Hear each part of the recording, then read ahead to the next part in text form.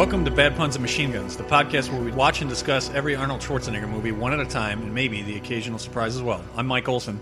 I'm Kevin Keene, and today we're discussing The Running Man, released by TriStar Pictures on November 13th, 1987, Friday the 13th, starring Arnold Schwarzenegger, Maria Conchita Alonso, Yaphet Kotto, Jim Brown, Jesse Ventura, Mick Fleetwood, Professor Toru Tanaka, and Richard Dawson as Killian. Written by Stephen E. D'Souza, based on a novel by Richard Bachman, a.k.a. Stephen King, and directed by Paul Michael Glazier. That was an excellent intro, and I'm glad you got the a.k.a. Stephen King, not nearly as famous of an adaptation of a Stephen King story as The Shawshank Redemption, but it was an interesting note that I found when I was doing a little research on this myself. Did you know this was based on a Stephen King novel before you? I did not until this viewing. I did not know that. Okay.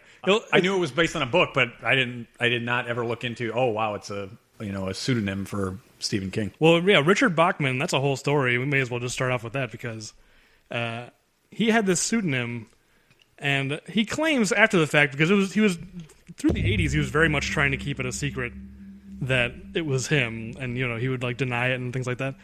And when it was finally revealed and he couldn't hide it anymore, he was just like, "Oh, I just wanted to see if I could, start from scratch again and become another successful author once again." But I just get the sense he just didn't want to be associated with these novels. It's all the schlock that he wrote. Exactly. And I don't know if you saw doing your research, but this novel was written in 1 week. I did not see that. And this was in peak Stephen King cocaine time. So I don't think there's any question that those two things are related. Probably, although what I had read is that the fans of the book, are not really a fan of the movie because it deviates too much. Whatever. Either way, I think it's for what it is. It's fun. Whether or not the book is better, I'll probably never know because I'm not sure I'm going to pick it up. Other than you may have just given it more of an endorsement that it may have been fueled on a cocaine binge and written in a week. Maybe I'm interested just for that fact. Yeah. So I don't buy his story that this was his attempt to see if he could make it again. It's that's BS. You just didn't want. These are the things that you wrote as quickly as possible to make a buck. So whatever. I mean, more power to him. I'm not trying to judge him. I'm just saying, I get the sense that this stuff is his B stuff. Yeah, the B side of the album. But you know what? Without it, we wouldn't have a fun Schwarzenegger movie. That's true. I would say that this is definitely in the category of fun. Certainly not like our last episode, one that we think is underappreciated and probably doesn't hold up well over time, especially since noting as I walked through 2017 was the key date, and we are not that far from 2017. No, you just get only 2 more years until we're there. It's amazing how quickly the wheels need to come off for this Bachman story to come true. Well, yeah, it's funny because comparing this to Last Action Hero is interesting because I think Last Action Hero is a movie that tonally is very ahead of its time, like we talked about last episode, where it has that irony. Whereas The Running Man is very of its time. It's set in the year 2017, but it's not even trying to look not like the 80s. No, I think that's somewhat what is in my notes here. Some of the most fun stuff is looking at it. It's like, wow, you didn't, other than making, as I recall, a Coke out of a Coke machine very expensive. Right, that was their nod. That's how you know it's the future. That's how you know it's the future. But what's interesting, it's like, well, wait a minute. I'm only in 2015, and I can go up with a credit card. Somehow they couldn't have credit cards be working in the future, which is just fantastic. Not even dollar bills. The machine doesn't even take dollar bills. Well, you have to carry a pocket full of quarters. So anyway, I'm glad you kind of brought that up early on. I found many, many instances very interesting how the clothes and just about everything feels like it's very much in the 80s, despite the fact it's supposed to be projecting into the future. Yeah. Before we start on The Running Man, I think we have some housekeeping to take care of for Last Action Hero because that episode we went really long, and I don't know about you, but I was just so loopy at the end. We forgot to give our final counts of death counts and pun counts and all that. So I assume with that you have it ready to go. I do. I did anyway. Here it is. Now, I found a website called Body Count, moviebodycounts.com or something. I forget what it is, but I don't trust those numbers. And I trust but verify. You trust it, but you want to verify they're correct. I didn't even trust. Okay. I didn't even get that far. Well, I assumed IMDb would have this stuff and I could verify there, but I couldn't find it. And I found this website. Amazon, you need to get to work is what that really means.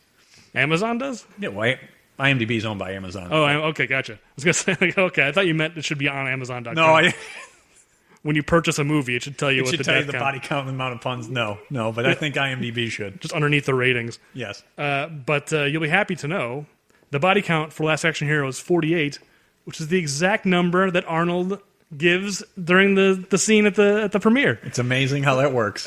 Which I'm sure is a coincidence, but it pleases me to no end. Where he's like, this movie we only killed 48 people. Last movie we killed 119.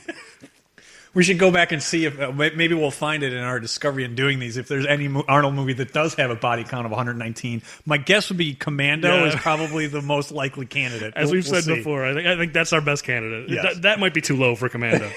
It might be like in the over 200 at that point. And then for our pun count, I actually screwed up the count last episode because I think I missed one along the way. But the final number was 6, 4 by Arnold, and then 2 by other people. So. All right. That's a decent number. Off to a good start. So, okay, so if you had to guess, the Running Man for both counts, give me an over-under for each, higher or lower than Last Action Hero. Yeah, for the body count, I'm gonna put it at. I actually don't. For some reason, I don't think it's very high, so I'm gonna put the over/under at like 20. Oh, I just meant over, meaning over or under Last Action Hero, but over/under. Okay, I think the body count is obviously probably under Last Action Hero. And the puns has got to be over. I'm not sure you get through a scene without at least one, and there are some great ones. It was pretty close because really nobody has puns except Arnold, but he has enough to put it over the top. I can tell you are correct on both counts, but we'll give you the total numbers at the end. So yeah, it's directed by what's his name? Paul Michael Glazer. So that's which one we were just talking about before the show, and now I can't remember. Was that Starsky or Hutch? I believe it's Hutch, but right, because Starsky is David Soul. I believe so. Yes. Okay, so somehow, I mean, I guess not to be confused with Owen Wilson and Ben Stiller for those that believe that Starsky and Hutch the movie is their right. Who played who in that? Did you see that? Yes. So Owen Wilson was Hutch in that, and Ben Stiller was Starsky. Okay, so the director was reversed there, because Ben Stiller has directed movies, so in that case, Starsky became a director. Yes, it's very confusing. But, yeah, he kind of came out of television, it seems like. It didn't really have a big filmography before this, or after this, really. No, that's what I thought I had seen, and some of the reason I thought I had read that he was brought in was that television background. I think they kind of had some false starts with this one, and maybe, as I said, the fans of the book don't like the direction it took, but I think it's a fun 80s action movie, and I think he took it in a good direction. In spite of the situation, because one of those false starts that you're talking about was Andrew Davis was originally hired as the director, and he had done... he was Steven Seagal's guy. He'd done Above the Law and Under Siege. Under Siege, I guess, was after this, but yeah. Still, I mean, he was definitely like known for being that kind of an action guy. I mean, he's really the only guy who ever got any kind of a good performance out of Steven Seagal. Those are the two movies. It's like otherwise, right. all of everything else is just terrible. Yeah, we love action movies, but even Steven Seagal, I can't quite dip that deep. No. And then obviously Andrew Davis later went on to direct A Fugitive. I think that's what he's most well known for, and certainly one of the greatest action movies of all time. So yeah, well, it's more of a thriller, right? It definitely ends like an action movie, like a big action set piece on the top. Yes. Either way, I mean, whether it's a thriller, it's definitely a great movie. It's a movie that has both action and thriller aspects that holds up, I think, well, still even watching it today. So clearly, of the directors that could have been attached, maybe it would have went in a better direction and been a better movie overall had Andrew Davis stayed on, at least based on his pedigree. It seems like that, but even without that, I think it's a lot of fun. It's a fun movie, and another thing, an interesting contrast with Last Action Hero is, unlike Last Action Hero, which didn't quite know what kind of a movie it wanted to be, this movie knows what kind of a movie it is. It absolutely does. It's like, guess what? This is a B movie. We're not going to apologize for it. There's no pretension here. It's just like, we're just going to give you a fun B movie, and we're not going to really aspire to anything greater than that. Absolutely, and I think that going into it, if people ask me about it, I tell them exactly what it is, and that it's a fun movie that's not good quality action. It does have, I think, some of my favorite of his lines from all of the stuff that he's done. But look, it's not a great movie. I don't think anybody'd say that, but it's fun. There's a difference. It's fun, yeah. Well, are they actually your favorites? Because they're all really bad. They're hilarious. Yes, well that's what makes them fun. But I'll just Right. say it right now. One of my favorite ones that I use all the time is "You must be very proud of yourself." It's just so fantastic to me. I don't think I wrote that down. What part of the movie is that? That is when, and I should know the character's name, but when he is in the only female in the movie in her apartment. Well, not the Right. only female, the female lead. He's in her apartment. Maria Conchita Alonso. Thank you, and of Predator 2, I believe. Yes. Not the original Predator, but Predator 2. She says how she, I think, writes jingles or whatever, and to his response is, "You must be very proud of yourself," which is just one of my favorite Arnolds of all time. It's not a pun. It's just the delivery is absolutely fantastic. Yeah, he's got a lot of moments like that where his delivery is really funny. Yes. So maybe we should plow in here. So it does, as I alluded to, I believe it's the economy has begun its downward spiral in 2017, and I think this then takes place a couple years later in 2019. Yeah, I wrote down. Oh, is that true? I thought it took place in 2017, but not that it matters. I wrote down the entire opening crawl, or we can just find the clip if need be. But should we go through the opening crawl because it's okay? So this is the opening crawl. I guess the date is a little ambiguous. It says by 2017, the world economy has collapsed. Food, natural resources, and oil are in short supply. A police state divided into paramilitary zones rules with an iron hand. Not an iron fist. Not fist. The hand. Yes. The palm is up. I really thought you could do more damage with a fist, but okay. Maybe the hand gives them more surface area. more coverage. Okay. Television is controlled by the state, and a sadistic game show called The Running Man has become the most popular program in history of television, apparently. It doesn't specify, the history of that network. It says the most popular program in history. And it doesn't say if it's streaming television. It's television. It's clearly just television. Yes, but again, that it's stuck in the 80s. What's great is that TV has been completely redefined over the last 3 years, from 2012 to 2015. But they still were thinking network TV back then and had, no concept that even HBO probably would be a TV network, if you will. Yeah, but television's still pretty powerful. It is. Most people do not watch their TV through the internet the way maybe you and I do, probably even most people our age. But for even 45, 50 years old, you're probably right. Yeah, those people are watching TV. They're not watching their shows on the internet. I think especially the kind of stuff like reality TV, the stuff that this movie is kind of satirizing. To, right. No one's watching that no one's going out of their way to be like, I need to, Hulu my, American Idol. Point very well taken that for this definitely would be a TV show that would be looking for a broad audience. It's not looking for, like Mad Men, that it just needs a very small sliver of the population and still be profitable. Right. This definitely is kind of broad, lowest common denominator entertainment. Yeah, but let's finish this crawl. All art, music, and communications are censored. No dissent is tolerated. And yet a small resistance movement has managed to survive underground. When high-tech gladiators are not enough to suppress the people's yearning for freedom, more direct methods become necessary. And then it leads right into Arnold in the helicopter refusing to take those direct methods. Yes. And the helicopter scene is some of the worst acting that I think I've ever seen. Not just on his part. I think everybody in that helicopter, having watched it had been a while since I've seen this. Watching it again, it's bad. It's all around bad. It's just so static, and it just sits there. There's five guys just sitting stock still in an obviously fake helicopter, going just reading their lines. I think it's funny. I mean, I guess it's because they're in a helicopter in a confined space, but this movie sets up Arnold to be this amazing guy. He's gonna beat all these gladiators, but he gets overpowered in the first scene by just three guys. Yes, very easily. Very easily, three regular guys. I couldn't really figure out. Is he military police? I didn't understand what the military structure was. Again, it doesn't really matter, but it didn't make a lot of sense to me. What doesn't make, and again, you just pointed it out. It certainly doesn't make sense how he's destroying these gladiators as we get further through the movie, but he's overpowered by just three regular guys. Yeah, throw those guys into the game zone. Yeah, apparently they don't need Captain Freedom. They just need the guys that were on the chopper with him.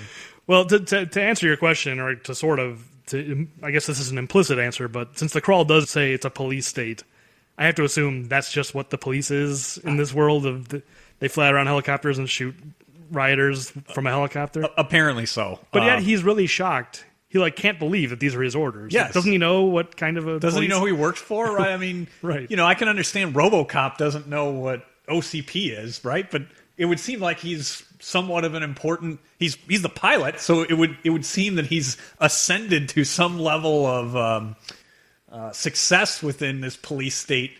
Yeah, and you'd think you'd need to play their game and basically prove your evilness. Yes, how you'd have to prove that you were in line with the evil empire, that your philosophy was aligned, I guess. Yeah.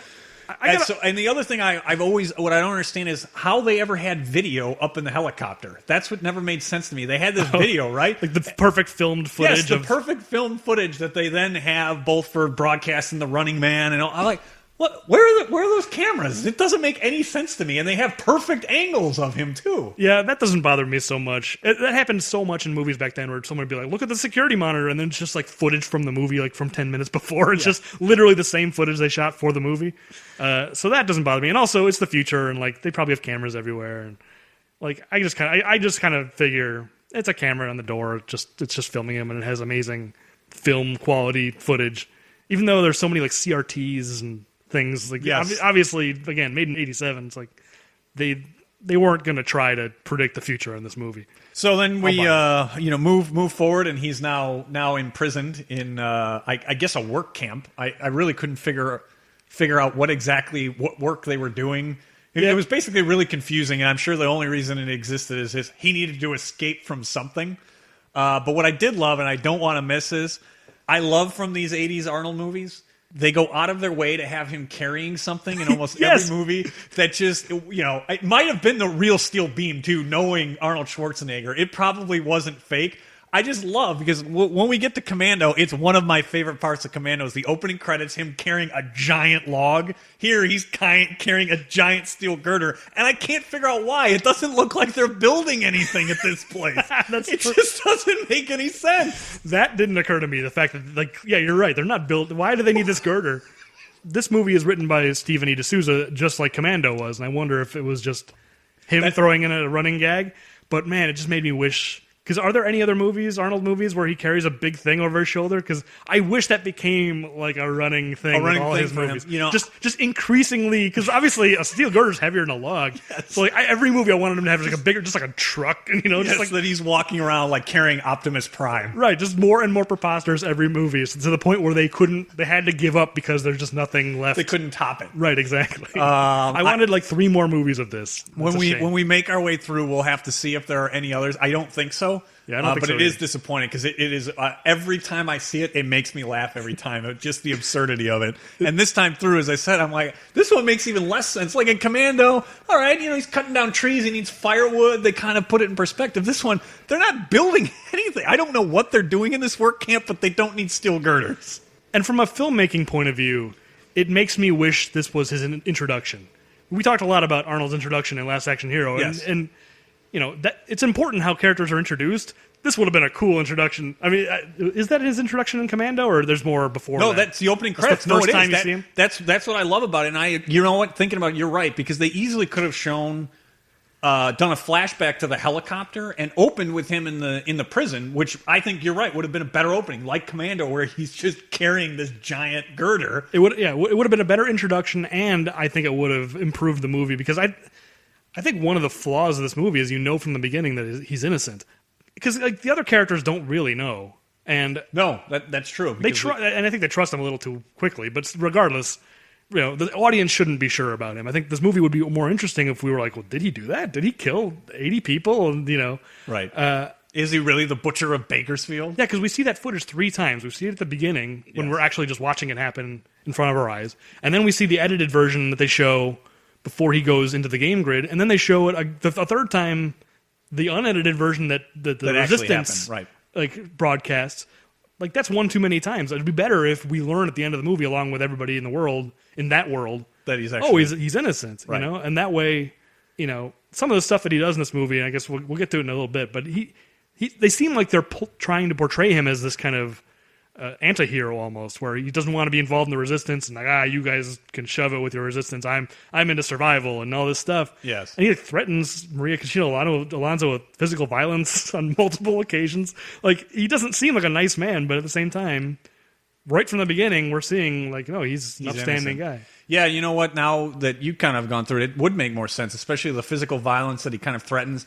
All of that would have been far more believable if you didn't see in the first 10 seconds that he's innocent throughout that entire the first 3/4 of the movie. That would have been far more believable. You probably would have thought the whole time that he actually did what they show in the footage in the lead into the Running Man, that he's pleased to be mowing down these innocent people looking for food. So yeah, let's get into this prison break, because this is where you're right that there aren't a lot of deaths in this movie, but the bulk of them happen in this scene and in the last scene. So we may as well just go through this prison break and just knock all these deaths out, because I've got my list here. But the first thing is they introduce Weiss and Laughlin, right? Which is yes, Yaphet Kotto as Laughlin and some other guy as Weiss. Other guy, the brainy guy. Right, exactly. Got to have all the archetypes or stereotypes, and I think they covered just about all the bases in this movie, and he's covered. Yeah. And poor Yaphet Kotto, like, I don't know, like, he doesn't look like he's in great shape in this movie. Is it me? No, I agree. It's only been 8 years since Alien. Yeah, he looked like he was dragging. Yeah, and this is a movie where he has to wear like a skin tight lycra suit. I felt bad from like one of the coolest Bond villains to a really cool like character in Alien to this. It's just I don't like that trajectory. I like Yaphet Kotto, and I was just like, oh, poor guy. Yes. He's in this movie and he's playing second fiddle to Arnold. At least he could be cool. No, he just gets to play some schmo. He does kill a couple of guys in this prison break. Yes. So why don't you take us through the body count in the prison break? Because the whole scene is basically, hey, we need to see that he breaks out and he joins up with these guys. I mean, that's the whole point of it. Okay, so yeah, the first body count is just an exhausted prisoner in a wheelbarrow, which I guess he just died from exhaustion. They just overworked him. And then what happens? Weiss steals the code. He basically looks over somebody's shoulder. It's really airtight security there. Right. And he's like standing 2 feet from the guy too. It's like 2 feet from the guy. Even... I'm not sure why if they have these collars that if they try and escape, their heads explode. Why do the guards need to be so heavily armed? I don't understand. It doesn't make any sense. Right. It would seem that you could use non-lethal, have non-lethal measures that couldn't be turned against you, right?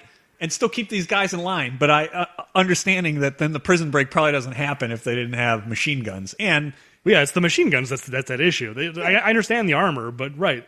They have perfect control over these guys. Yes, it doesn't make any sense. But then again, the podcast is bad puns and machine guns. So I guess if they didn't have them, we'd be in tough shape for this episode. That's true.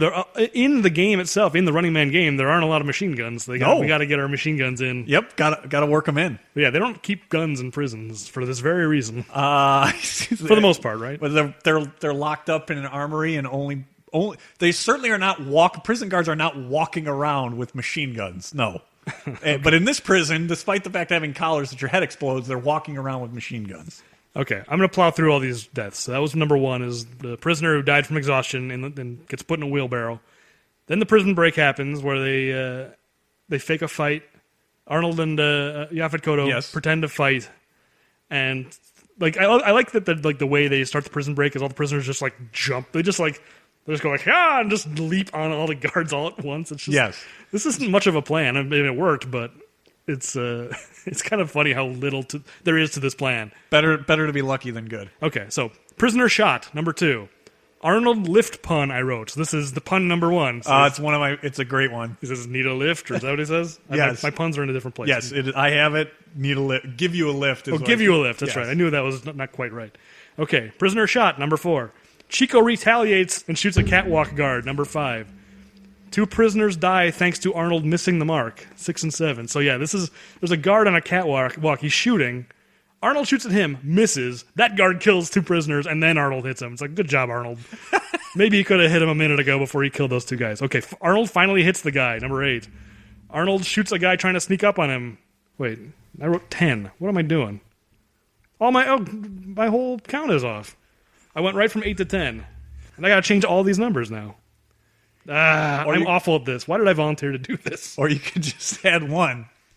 Or subtract 1 at the end. Subtract 1 at the end. That's correct. Yeah, remind me to do that because I'm going to forget. I'll keep you honest. Attention to detail. Very important.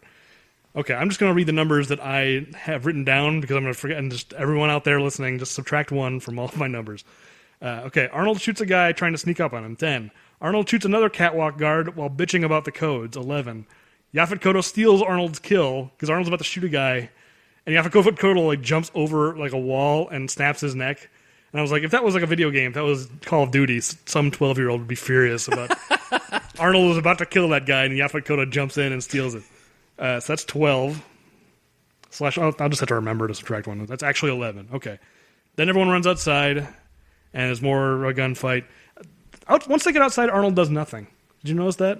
He just hunkers down and just like, hit the code, shoot those guys. He doesn't do a thing. Yes, I did not notice it, but you're right. Thinking back, he's just sitting back. He's done the heavy lifting.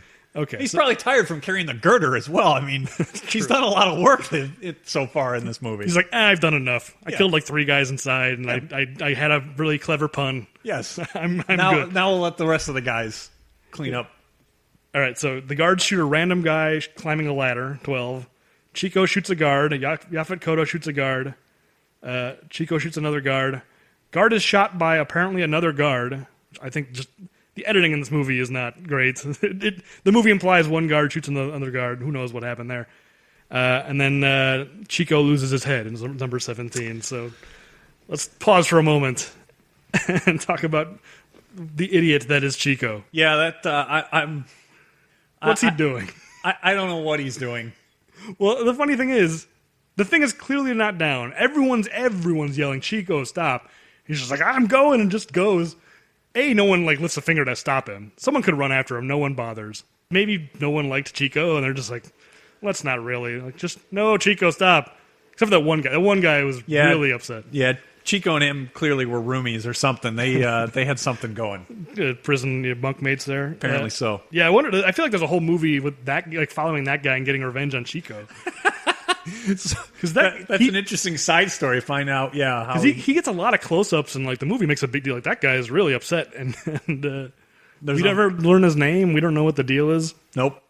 Okay, and then after Chico loses his head, Yaphet Kotto shoots one more guy, and that's that. Then they all run away. Yep, and then they're off to meet the elderly. You have to have all the stock characters, and if there's going to be an underground resistance movement, has to be an old guy. Yeah, and Mick, played by Mick Fleetwood. By the way, we're at 19, just in case you're keeping track. That's 19 deaths. No, 18. God damn it. Yeah, 18. Whatever. No one really cares, but I care. It's important to me. We'll get there. Yeah, played by Mick Fleetwood of Fleetwood Mac fame. I'm not sure about. I didn't find anything on the casting, but I didn't look very hard. I don't understand why, but well, he's wearing old age makeup, and he's playing a character named Mick. Is that to imply that he's playing himself, Mick Fleetwood, in the future? It's very confusing. I didn't understand why that casting choice was made. I'm not sure it matters. He doesn't have a ton of screen time, so I don't think it matters. Well, it's the kind of thing that I don't think this is true, but I also wouldn't be surprised if Mick Fleetwood was in the Running Man novel. Because that's just the kind of dumb thing that Stephen King would do. That could be. That's interesting. I didn't look to find that out. Again, I don't think it's actually in the book, but I wouldn't be surprised either. By the way, I missed a pun. This is what happens when we're trying to plow through that very unremarkable fight sequences. I was just like, let's just get through it, and then I missed a pun where Arnold goes, "Shut down the deadline, or we all lose our heads." Ah, yes, all lose our heads. And then the reason why I remembered is because Mick says the exact same pun in this scene where he's like, "Be careful, you don't want to lose your head." It's like, you just used that pun, movie. If it worked once, let's try and really hammer home the point. Well, I'll tell you, I'm not counting it twice. Arnold gets credit for that pun. That's fair. Mick Fleetwood, you just copied Arnold's pun. The only thing I really took away from Mick Fleetwood was very interesting that if you need to get rid of an explosive collar, if you just throw it down a pipe sitting a few feet away, you'll be fine. I mean, it's not going to do any significant damage if you just basically throw it down like the garbage disposal in the underground. Is that a disposal or is that just a can? Like, are you saying it's just a garbage can? And Yeah, it seemed like it was just like a garbage can. It didn't seem like it went anywhere, and somehow an explosive device. There's no shrapnel. I mean, there's nothing. It was very, very convenient, I guess. Well, when we saw Chico's head explode, it didn't seem like there was a lot of explosives in there. It's just enough. It's just enough to propel your head from your body, and that's really like all. Apparently, maybe you're right, but it still would seem like the garbage can wouldn't be enough to withhold that blast. Yeah. So at least for me, there's not much here. It's kind of the same stuff of this genre, or hey, we really need the hero to help us, and in this case, he's not interested. He just he wants to disappear. Yeah, he's not interested in revolutions. He's into survival. Yes. Yeah, I mean, it seems only there to set up these guys for later. Yes. Which I don't think this movie needs this revolutionary plot. I mean, to a certain extent it does, but at the end of this movie, they haven't taken down the government. All they've done is discredit a TV channel. Yes. So Arnold could have done that on his own, like him and Maria Conchita Alonso. You probably could do away with most of that, and I don't think you're really losing all that much. Other than it has some other, use inside the game that they're, trying to find this information. But I don't think it really matters because that's not really the fun stuff anyway. I mean, that's not really, what I watch it for. I don't really care. Yeah, all that stuff about the uplink and getting the code to the uplink, like it's all just a distraction from the thing you want to see. So although it is interesting, it's amazing how I have the hardest time remembering my passwords that I have for just about every account, and then I think it's like a 16-digit alphanumeric code. It's pretty long. I don't know if it's that long. It's like 8 or something. Whatever it is, it's a lot, and she has no problem whatsoever remembering it, but yeah. I guess we'll get there. She only has to remember for an hour or so. Yes, so Ben Richards, which I do love that Arnold Schwarzenegger, he seems to only have Anglo names, and right. Just about everything he's in. Ben Richards is about as non-ethnic as can be. So right. Sort of like Jack Slater, I think Ben Richards is a great name, and it very well could have been that probably was the character's name in the book, so it's not really fair to hold it against the screenwriter here, but I do find it kind of funny. So yeah, Ben makes his way, and he's going to look for his brother, which I would really like to know. I'd like to know what Ben Richards' brother looks like. Yeah, I don't know why we don't see him. Like, why even make it a thing? Right. I mean, it's really just an excuse to get him into Amber. Is that her character's name? I believe, yes, Amber's apartment. They do a really bad job establishing her name. I think you learn it from her answering machine, where they're like struggling and her answering machine goes off and says, "Oh, it's Amber." But that's the only time you hear her name for like the first hour of the movie. Yes. Like I'm pretty sure it's Amber. It's just an excuse to get him in her apartment. Yeah. Going like, "Oh, it's my brother's apartment." But he doesn't. Yeah, he learns he was taken off to re-education. No interest in finding out. He's not dead. He's not dead. He's being re-educated, that's I guess just another way of giving you, this totalitarian government is evil. But you'd think, wouldn't he then be more interested in the resistance if his brother that he's gone to look for, he doesn't seem to care. I guess he really is just about his own personal preservation. Yeah, he really is in the survival. He doesn't even care about his brother. Right. Even if he didn't join the resistance to help save his brother, you'd at least think he would try to do something on his own. It's like, nope, I'm off to Hawaii. You're right. Screw you, brother. Yes. He doesn't care at all. So, I mean, there are a couple of things that I think are in the fun genre. As I said, it does have one of my favorite Arnold lines, you must be very proud of yourself. Well, we skipped over a couple of scenes. First of all, we skipped over the truck where Weiss and McLaughlin, they arrange a truck for him to get out of town or whatever. Yes. Well, I don't know if they arranged the truck, but it seemed like it was actually kind of eerie of like a bunch of like migrant workers that appeared to be on that truck that he was hopping on. At least to me, that's what it seemed like. He makes a crack about it. He's just like, "Oh, I'm traveling in style," or something. He said something like that. Yeah. Yeah. He also makes a joke. I actually thought it made me laugh this time, where he goes, "See you at the 10-year prison reunion." I thought that was terrible. I think that's a funny joke. That's genuinely like Ben Richards made a funny joke. Okay. It's not even the movie making a joke. It's just like, he's trying to be funny and succeeding. I think that's actually pretty funny. That may be true. And then also, we cannot skip over the introduction of Killian, which you accidentally did. Oh, did I? That happens before the apartment. I apologize. I did not mean to do that. I mean, this movie is not like it's that stuff and the stuff at the apartment basically like go back and forth in like random. Like there's really no transition. There's not a lot of flow to this movie in a lot of cases, so it's understandable. Like who knows what scene comes after what and situations like that. But yeah, Killian drives up in the chintziest limo you've ever seen. Oh, so I did forget that the limo is very, very much of its time, and I'm not sure what it is. I don't know if it's a Fiero that's been like two Fieros put together. I don't know what it is, but it's like it a is stretch Mazda. Or something. Yeah, it's like a stretch Mazda, and it's this movie's idea of trying to be ultra modern, and it just looks terrible. And then they do have and I think Richard Dawson, he's probably the reason to watch, this movie. Absolutely. But, his introduction is very, very, I think, clunky in terms of it's just so cliche of the guy comes in and some underling, does something inappropriately, and he's very nice to him at first, and then when nobody else is looking, he's such an evil bastard. Although I have read that the real Richard Dawson, I guess, apparently was like that. So there's some irony to it, even though this is not a movie that is like Last Action Hero in the age of irony.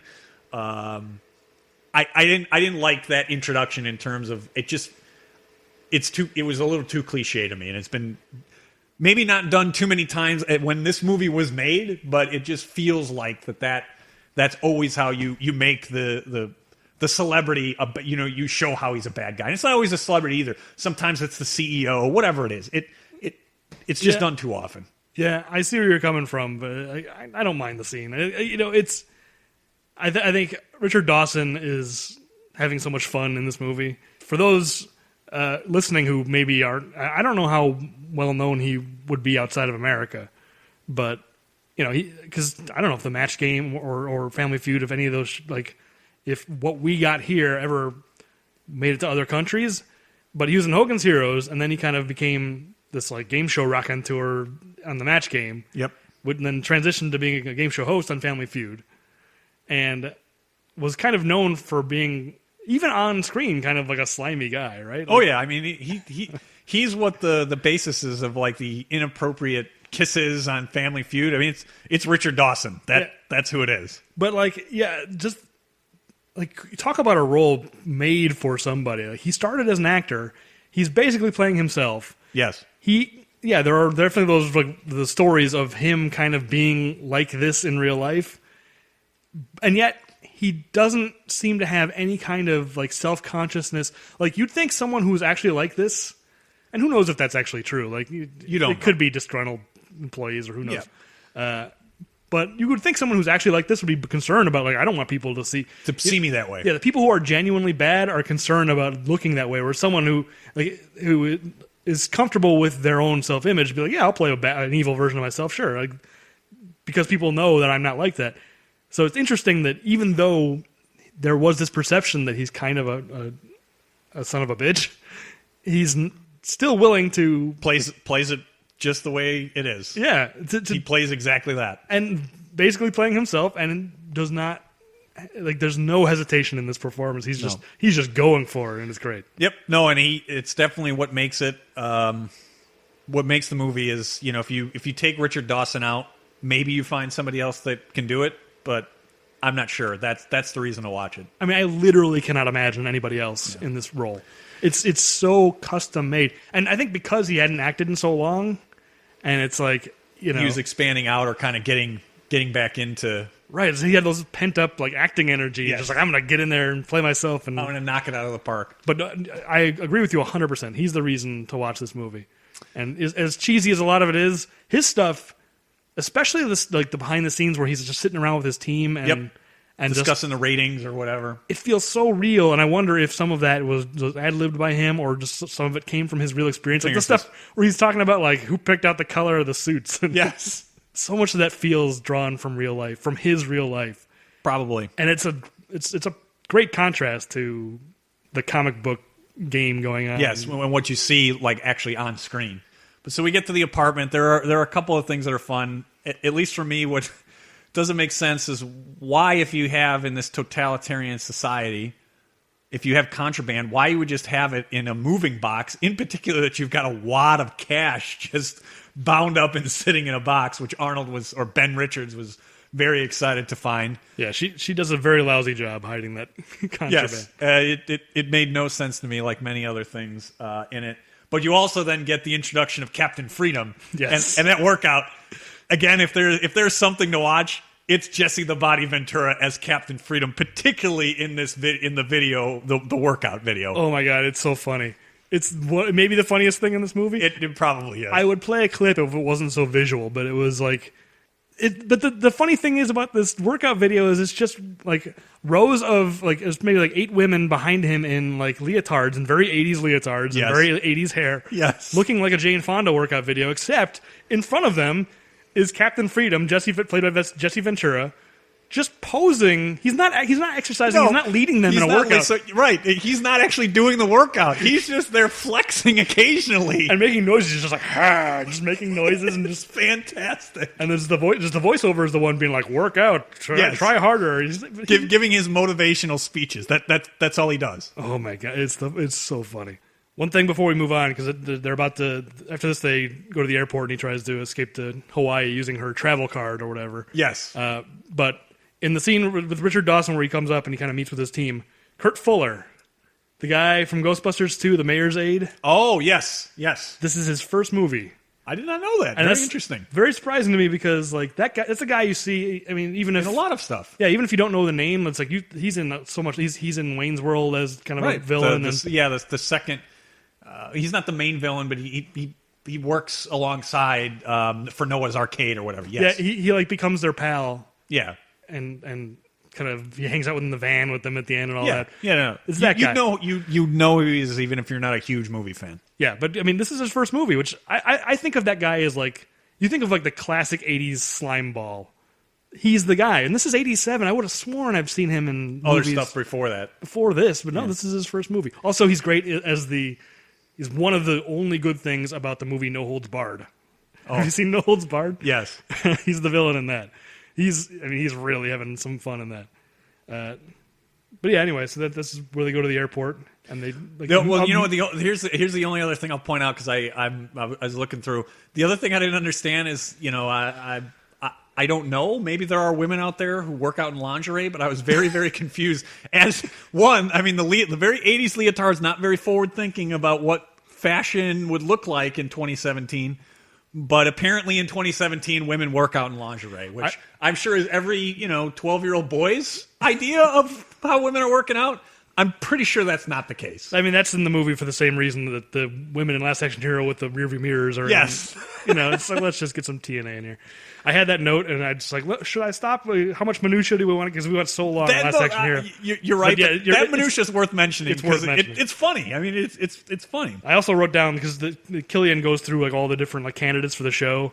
And they all have like that shows what they were convicted of and stuff like that. And I wrote it all down, but it's probably not worth. Let me just get the highlights. Yeah, give me a couple of highlights. I figured you'd go through that. I did, other than Babyface because they pause on it is the only one that I saw. And it's a literal baby. Yes, that's what I found funny. That it was literally a baby. It's like how did that baby commit these crimes? Let me just find the highlights here because John Doe was convicted of unauthorized outdoor activities, which is very vague. Yes. Jason J-Man Argo, convicted of international espionage. It looks like hobbies and stuff. Spike McKenzie, hobby of collecting antique phones, guns.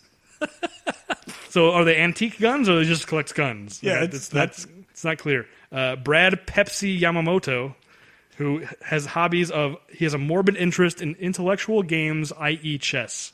Oh. That's a pretty funny detail for like a totalitarian state. Yeah. And then one guy has an occupation of collective framer. What in the world is that?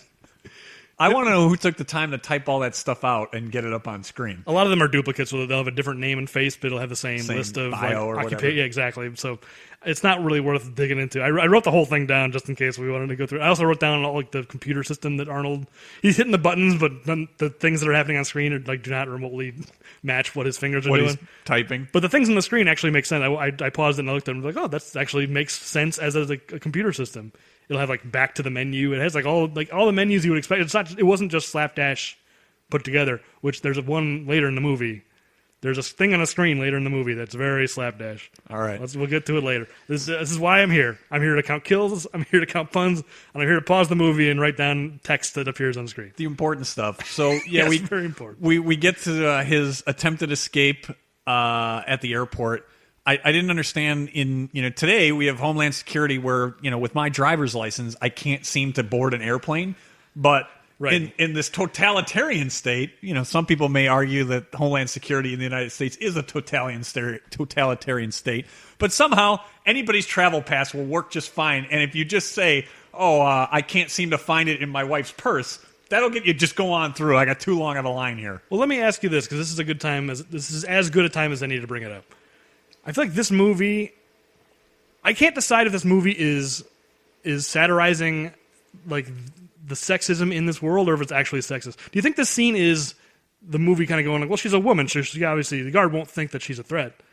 Like, I kind of get the sense that's what this scene is, of just like, the guards, because he shows her pass as his own pass, right? And then goes like, oh, we can't find hers, and the guard goes, whatever. Like, I get the sense that the movie is saying this guard doesn't consider her a threat. That's kind of how I take it, and I think it's probably the genre and the time. Well, there's the stuff later which makes me think maybe it's actually satirization. Yeah, because when she gets captured and they put her in the game zone, as opposed to everyone else who has actual crimes, her stuff is just like she slept with 3 men in 1 year, and she flaunts traditional morals. And it's just like, everyone else has actual crimes, and for her, it's just like it's just slut shaming. Yes, I was going to say it's I took it as it's just further kind of sexism, is that's what her crimes are. But that feels more satirical. That feels like the movie actually trying to make a point.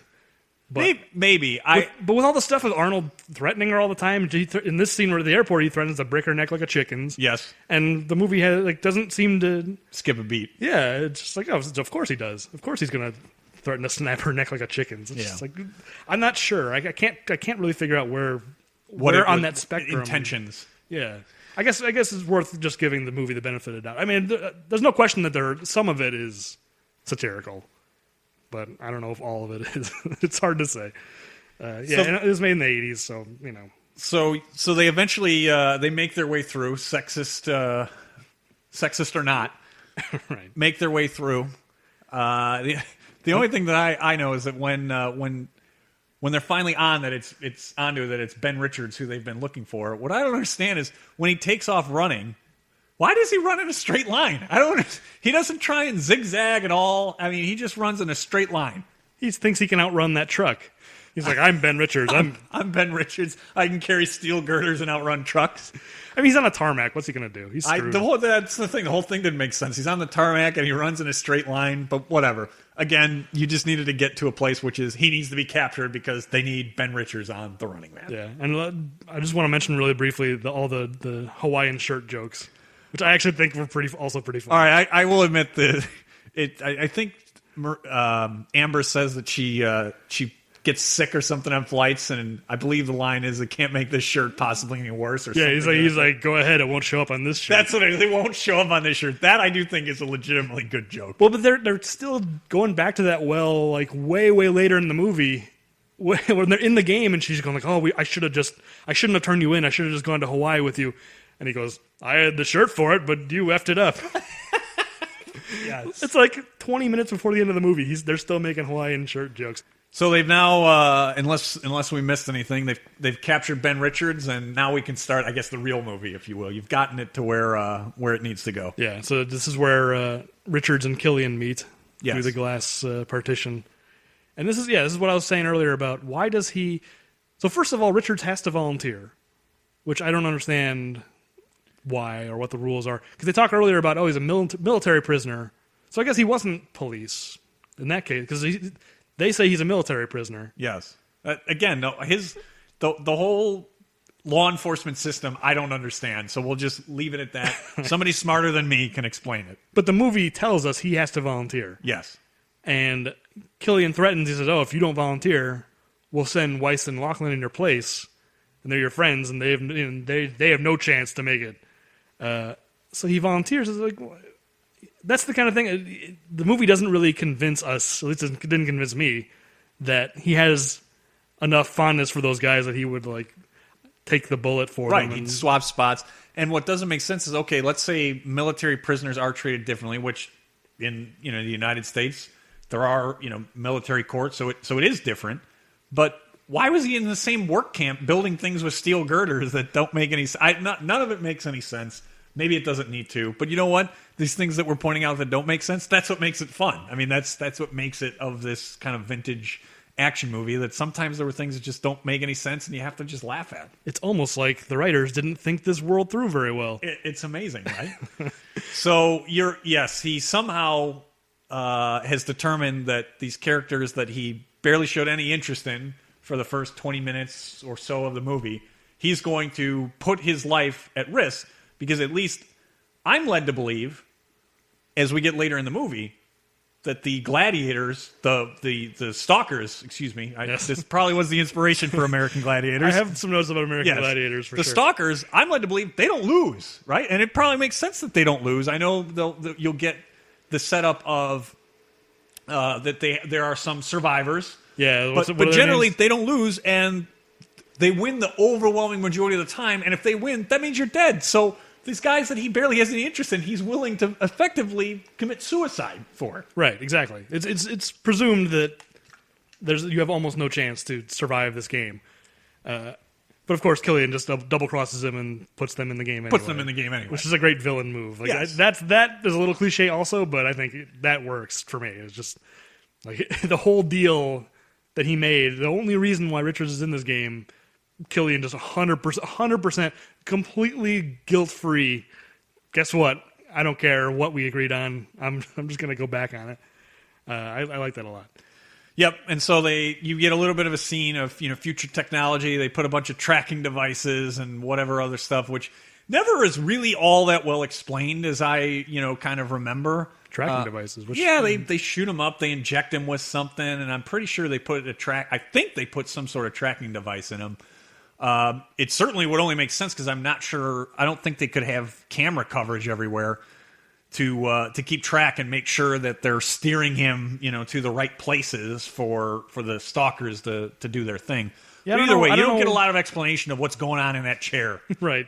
I mean, they definitely inject him with stuff. I didn't pick up on the fact if they're injecting him with a tracking device. I mean, it would make sense, but I missed that. If that's and I vaguely remember, and I should have taken some notes, that they, I don't know if they want to make sure he doesn't have diseases or something, which I found kind of funny because they're doing all this stuff, but they're effectively sending him that he's only supposed to survive like another few hours or whatever. So what does it matter? Why are you doing all this work on him anyway? It shouldn't matter. It's probably to protect the stalkers more than to protect him. Just like make sure he doesn't have anything contagious that the stalkers can catch. Maybe. They're valuable property. Yes, they are valuable property. So you effectively get through that. He gets gassed just before showtime. Right. I want to pause on this gas scene because I like movie music. I'm probably going to be talking about the score in every episode at some point or another. This one is by Harold Faltermeyer, and if you don't know that name, I don't. You made a reference to a piece of his music in our episode 0. He wrote the Axel Foley Beverly Hills Cop. I did not know that. And he wrote that. He wrote the Top Gun score, and he wrote this, and maybe one or two more. I forget. But nothing. Those were definitely the most noteworthy things he worked on. Yeah, it certainly makes sense because it definitely has that feel to it. It's a synth score. I like synthesized movie scores, but this one is so repetitive. And the reason why I'm bringing it up in this gas scene is because it plays that music. There's it's basically just like a scale. It just goes da da da da da da da da. How many times do you think this movie plays that music? Have you counted it? I should have. I didn't. Honestly, it didn't even occur to me. It does. I do. That you're bringing it up. It does feel like a lot. And just like every circumstance is completely different and not matching. He's getting gassed. Da da da da da. Okay. Oh, Yaphet Kotto's dying. Da da da da da. Oh, he's getting his revenge on Killian and putting him in the tube. Da da da da. Fire it up again. It's just every situation.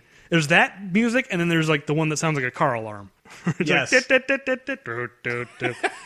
That's it. Like that's the whole. That's a good reproduction of it. Thank you. I heard them so many times. I have it down pat.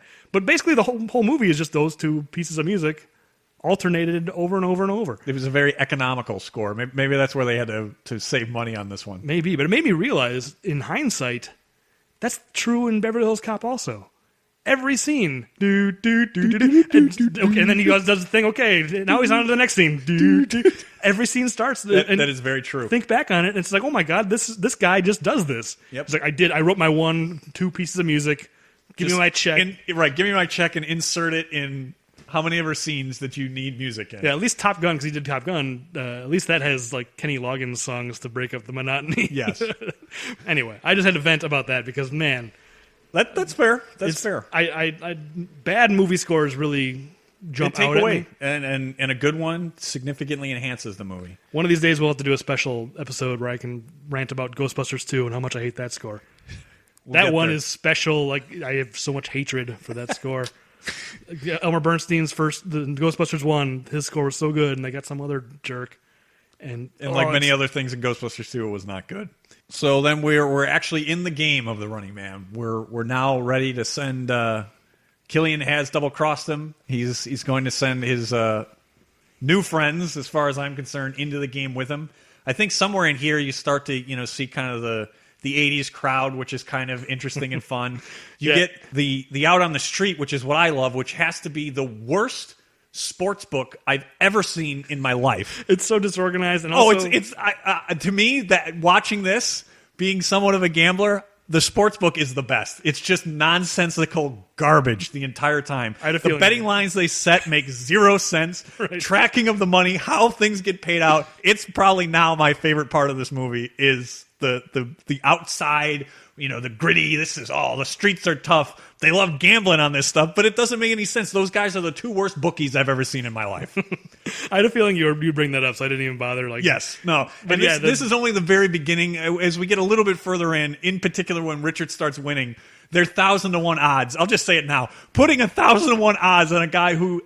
He's got a track record at that He already has a very well-established track record of killing, where I'm led to believe that nobody's ever killed a stalker before. He's not only killed one, he's killed two and incapacitated another one. Right. And you're putting 1,000-to-1 odds on him. It's crazy. But anyway, we get the sense of the crowd. This is a live studio audience that's there with Killian as he's pumping up the crowd. Well, before we get into the game itself, there's a scene back at Amber's apartment where she's watching TV and she learns the truth about. It's like, they show the news story of just like they say that Ben injured but didn't kill anybody. Yes. So no death count, nothing added to the death count there. I assume they actually the government actually went through and injured two people.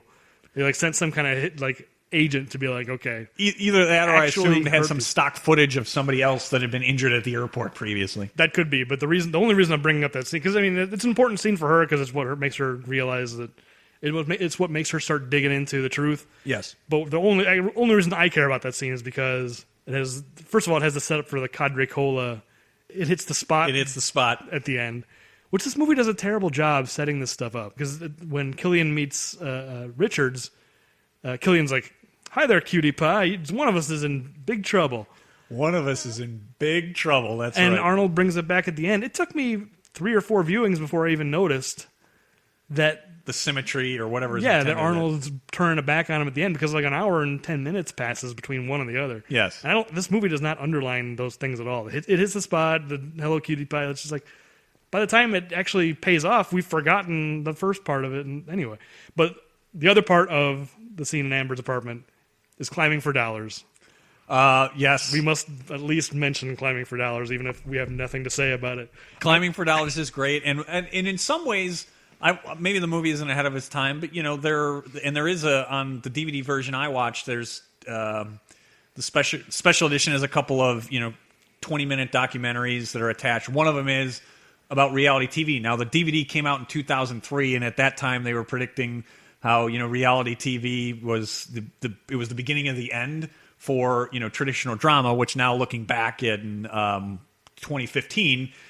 Drama has had a significant resurgence, so the death was premature. But Climbing for Dollars was compared to on that Fear Factor. They're right. I mean, other than the grave danger, Fear Factor is basically Climbing for Dollars. So I do give the movie makers credit that was a little bit ahead of its time. We haven't gotten to The Running Man, although we've had things that there are races. There isn't that lives aren't at stake, and Survivor in some ways is sort of like The Running Man. So.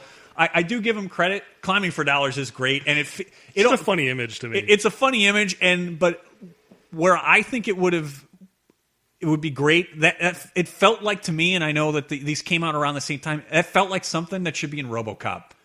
I know that they're different production companies. That felt like something that would be in the RoboCop world. Yeah, it definitely fits with that world. It's like looking at Climbing for Dollars is like, well, how does that compete with The Running Man? Yeah. Like, compared to The Running Man, that's not an interesting show. Who would watch that if The Running Man... The Running Man is the lead-in. They have a lead-in for Climbing for Dollars. They're trying to build the audience for that, is what I think maybe it is. But it's like the contestants in The Running Man are being hunted by human beings across how many square blocks, fighting with weapons. Climbing for Dollars is a rope and some dogs and some cash. It's like, well, I assume that maybe it wasn't always dogs, though. I have a feeling that they're, sort of like maybe American Ninja Warrior. They change it up maybe a little bit in the, maybe it's a vat of acid, real acid. Well, it has to be climbing involved. But yes, there has to be climbing. But I envision that there's more things than just the dogs. But thank you. You're right. The chronology, thank you for pointing that out. Because there's other things I skipped over, like Hate Boat, which was just a poster in the background in Killian's office. I love the concept of Hate Boat. But there's also Pain American Style. Yes. It's weird. I'm kind of interested in both of those shows, actually. But those shows are spoofs of 70... Like, neither one of those shows had been on... Like, what weird references for a movie made in 87. The only thing I read is that I believe that Richard Dawson had been on Love Boat, so I wondered if maybe both of those were shows he had been on. It doesn't really matter. It makes sense. So yes, Amber's apartment, she becomes kind of a little more suspicious. More to come on that later, but now we're really getting into what it is the game is supposed to start. Yeah, and then we meet Killian's #1 fan, Mrs. McCardle. Yes. Was this kind of a thing as big of a cliche, like the like swearing, the potty-mouthed old lady? Yeah, violence-loving granny. Like, yes. Was this still fresh then, or was this old hat even in 87? I think this may have been maybe a little fresh, but it certainly got played out pretty quickly and may even still be used today. Yeah, I mean, she's kind of funny. I don't... She doesn't seem out of place, and it doesn't take anything away from what it is. Yeah. So yeah, this is where they show the footage of the altered re-edited footage. Yes. First of all, I need to get a ruling about the body count here, because I have it up here. I think they say he kills 60, but are those confirmed? Do we know that 60 people died, or is that what I have is that if they really were opening fire down there, there was a lot of people. There had to be way more than 60 casualties. I think they say there were like 1,800 people. Right. But then when he's on the show and they say, he 60. killed 60 civilians. I mean, once they start shooting, everyone runs and maybe... Yes, maybe. In terms of the confirmed body count, I don't know. How do you confirm that? Because you haven't seen anything, and this government already can't be trusted. Right. The whole thing could be a lie. Maybe nobody died. Maybe 1,000 people died. I feel like this number is not reliable, not credible. enough. So we can't add it to the official count. You need to have visual confirmation for our statistics. I tend to agree. I just wanted to. You and I are on the same page there. I just wanted to make sure that's fair. Had to get your input there. So okay, so we're still at 19. So I'm assuming you probably have a pun or two here that you need to work in. No, the next pun is not for a while. He does say, "I'll be back here." Yes, not works a pun. in the signature line. Now I love Richard Dawson's reaction. Oh, it's very well delivered. Well, well, first of all, the fact that he outquips him is only in a rerun, which is a good great retort. But he's taken aback for a second. Arnold says the line. Killian kind of reacts like, huh? And then they cut back to Arnold, and he's just staring daggers at him. And then he gives the line. But yeah, he does outquip Arnold. And they reveal that, I already forgot the names, the Yaphet and other guy. What are their names? They're McLaughlin and... No, that doesn't sound right. I don't even remember. They're headed into the games. That's all that really matters. All three of them are going in. And you go through this tube, which takes up so much time on screen, and I just don't understand it. And at some point, there's a mirror that they pass by that I'm like, why do you need to see things behind you in this tube? The whole tube thing I just found to be funny, but not like, just dumb, not funny in an entertaining way. It's just like it took up screen time, and you get it a few times in this movie. I think it works pretty well, though. Like the sense of speed is really cool. Well, the thing that I compare it to is, like, if you go back and you watch Return of the Jedi now, that speeder bike chase, at the time it seemed like, wow, they're really going fast. You watch it now, it seems so like leisurely. This holds up. It does seem really They are. I mean, that sense of speed there. Like, I think it's really cool. I can see why they used it a lot. I will tell you, or I will agree with you that it does feel like it's going really fast. Yeah, maybe I just don't know why it matters. I mean, just get them into the game. You know what I'm saying? It's just a cool way to get them down there. I guess, but the viewers don't see it. probably spent too much time on it. It's mainly because they use it a few times. Yeah, it's a little much. Yes. I know where you're coming from, but I don't mind it. I mean, it's the most exciting thing in this. It's definitely the most visually exciting part of this movie. Yes. This movie is so ugly. And I forgot to mention earlier, but I noticed this director, whatever his name is. Paul Michael Glaser. Okay, thank you. I'm going to keep forgetting. He's like allergic to wide shots. You never know where you are. Like everything is just like mysterious space. You never get a sense of geography. Like this movie is just really ugly. It's all like the colored lights. So like I think maybe why I don't mind these tubes here is like Brightens it up. Yeah, at least it's visually interesting. So we get down in a game zone. They establish, the logical question. I think actually pretty well. Like, if it's this huge place, how would you get them, kind of to where you want them to be? And so they have other people down there that effectively are kind of menacing and threatening. Although with as efficient of a killer as Ben Richards is, I don't know.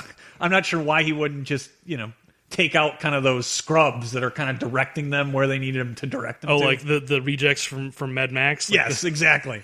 But so there's a lot of them there, and there's also like a whole crowd. I guess. So I give them credit. They may have it make sense of how they would steer this game to where, because you couldn't have cameras everywhere. There's just no way. Yeah, but steer them where they want them to after Sub-Zero. Not Scorpion, but Sub-Zero. It was a little before its time, I guess, with a Scorpion reference. Not too far ahead of its time. Yeah, it was only a few years before. Only a few years before Mortal Kombat would come out. But a very different character. Much different Sub-Zero, yes. But before we get to that, speaking of the crowd down there, two questions. One, how much more do you think it costs to be in a studio audience versus down there in that crowd? Ooh, that's a very good question. I don't know. Those, I assume, are the cheap seats. But yes. Is it just like a couple of bucks? I was going to say a couple of bucks, standing room only. All you get to see is them come out of a tube and then run away. Right. It's like, that's not... you're not getting your money's worth there. I mean, I guess it's like golf or whatever. You kind of like... You're only standing you're at walking. And then, so again, speaking of the crowd, back upstairs, I just think it's really funny how they bring Ben Richards out, and he's wearing his like prison outfit, and they're all booing him. And then they tear the prison outfit off to reveal the spandex, and everyone goes crazy. Yes, that is. Yeah, spandex! They're just so happy. Like, I mean, I'm sure that's like the Running Man. Right, it's the official uniform, which we will shortly find out that it appears to be almost an indestructible material. Not against Sub-Zero, but against Buzzsaw. Ben Richards, it's dragged. And I mean, it shows a little wear, but it is almost indestructible. Yeah, he gets a few holes, but he's been dragged multiple times. Either way. So Killian pulls someone out of the crowd to choose, and the bookies are betting on who's going to be chosen, which I feel like that's something you could very easily rig. Yes. And I kind of had something on there. So is that a prop bet? I'm not sure how that works. The odds, I couldn't really tell. Again, it is a sports book that would be out of business very, very quickly. Yeah, it must be a prop bet. Yeah. Well, it's funny. There's two bookies there. They're like 1,000 people trying to bet. How could you enforce that? Yeah. And if these bookies are holding all that money, why don't they just maul them and take all the money? I didn't think about that. There's just so many things with that that's just so comical to me. Maybe that's like an officially sanctioned, like, because there are guards in the crowd. Maybe that's just like maybe, but it's not. It may be officially sanctioned. It is not very well run. Yeah. So Sub-Zero is chosen. Yes, by Edith Wiggins. She chooses Sub-Zero. She likes her men big and cuddly. That's right. So, again, our second movie with Professor Toru Tanaka. Yes. This was not by design. Well, I looked him up this time because I kind of was curious. And, I don't think I've ever seen him in any other movies but these two. But he was a professional wrestler, and I only watched wrestling for a few years. And you watched it a little bit, right? Yep. But not yeah, WWF in the early 90s. Yeah, early 90s. This is definitely our era of wrestling. But you remember Mr. Fuji? Yes. The manager? Absolutely. Back in the 70s when he was a wrestler, Toru Tanaka was his tag team partner. Oh. So there you go. Very, very interesting. I learned that looking up Toru Tanaka. But he was, he definitely had a lot of these. I mean, I looked at his filmography and it was like, I didn't recognize 90%. But he probably made a good living. Yeah, I'm sure direct to video, he made his living there. So, at least for me, there's not a ton of stuff. It's, the first one, they expect what to happen is Sub-Zero should win because that's how this game is supposed to work. Yeah, and this fight with Sub-Zero is not really that interesting, I don't think. It's not. The only thing I will say is, well, one, the response from Arnold is one of the best lines in the movie. But maybe more importantly, what never doesn't make any sense to me is they've successfully killed a stalker when they do. Why don't they take any of his stuff? I mean, they're out there to try and survive in this, right? And he's got this hockey blade that should be able to cut people in half. I would pick that up and take it. No, Ben Richards is too tough for that. He just says, no, I just need my indestructible spandex suit. That's a good point. I don't know how I never thought about that, but you're right. Yeah, they don't take any of this. I mean, I know Buzzsaw, it's probably a piece of him, so maybe that wouldn't make sense. But Sub-Zero, the stuff is just sitting there. Pick it up, Arnold. Ben, take it with you. Maybe it's against the rules. They don't want to, they're these are the heroes. They can't be rule breakers. Maybe not. Those were kind of the things that I noticed in this. I did, it's kind of amusing that they'd have a whole hockey arena just for Sub-Zero's presentation. But whatever, it's a cheesy 80s movie, and for the most part, it works pretty well. Yeah. Now, I need another ruling. I think you probably agree. Here's Sub-Zero, now Plane Zero. How it doesn't make sense that Plane Zero is somehow less than Sub-Zero? Well, no, I'm just asking, is that a pun? Because I don't think that's a pun. I don't think it's a pun, but it is a good line. It's a pretty good line. It's definitely memorable. Like, I think it's probably one of the 3 most memorable lines in the movie.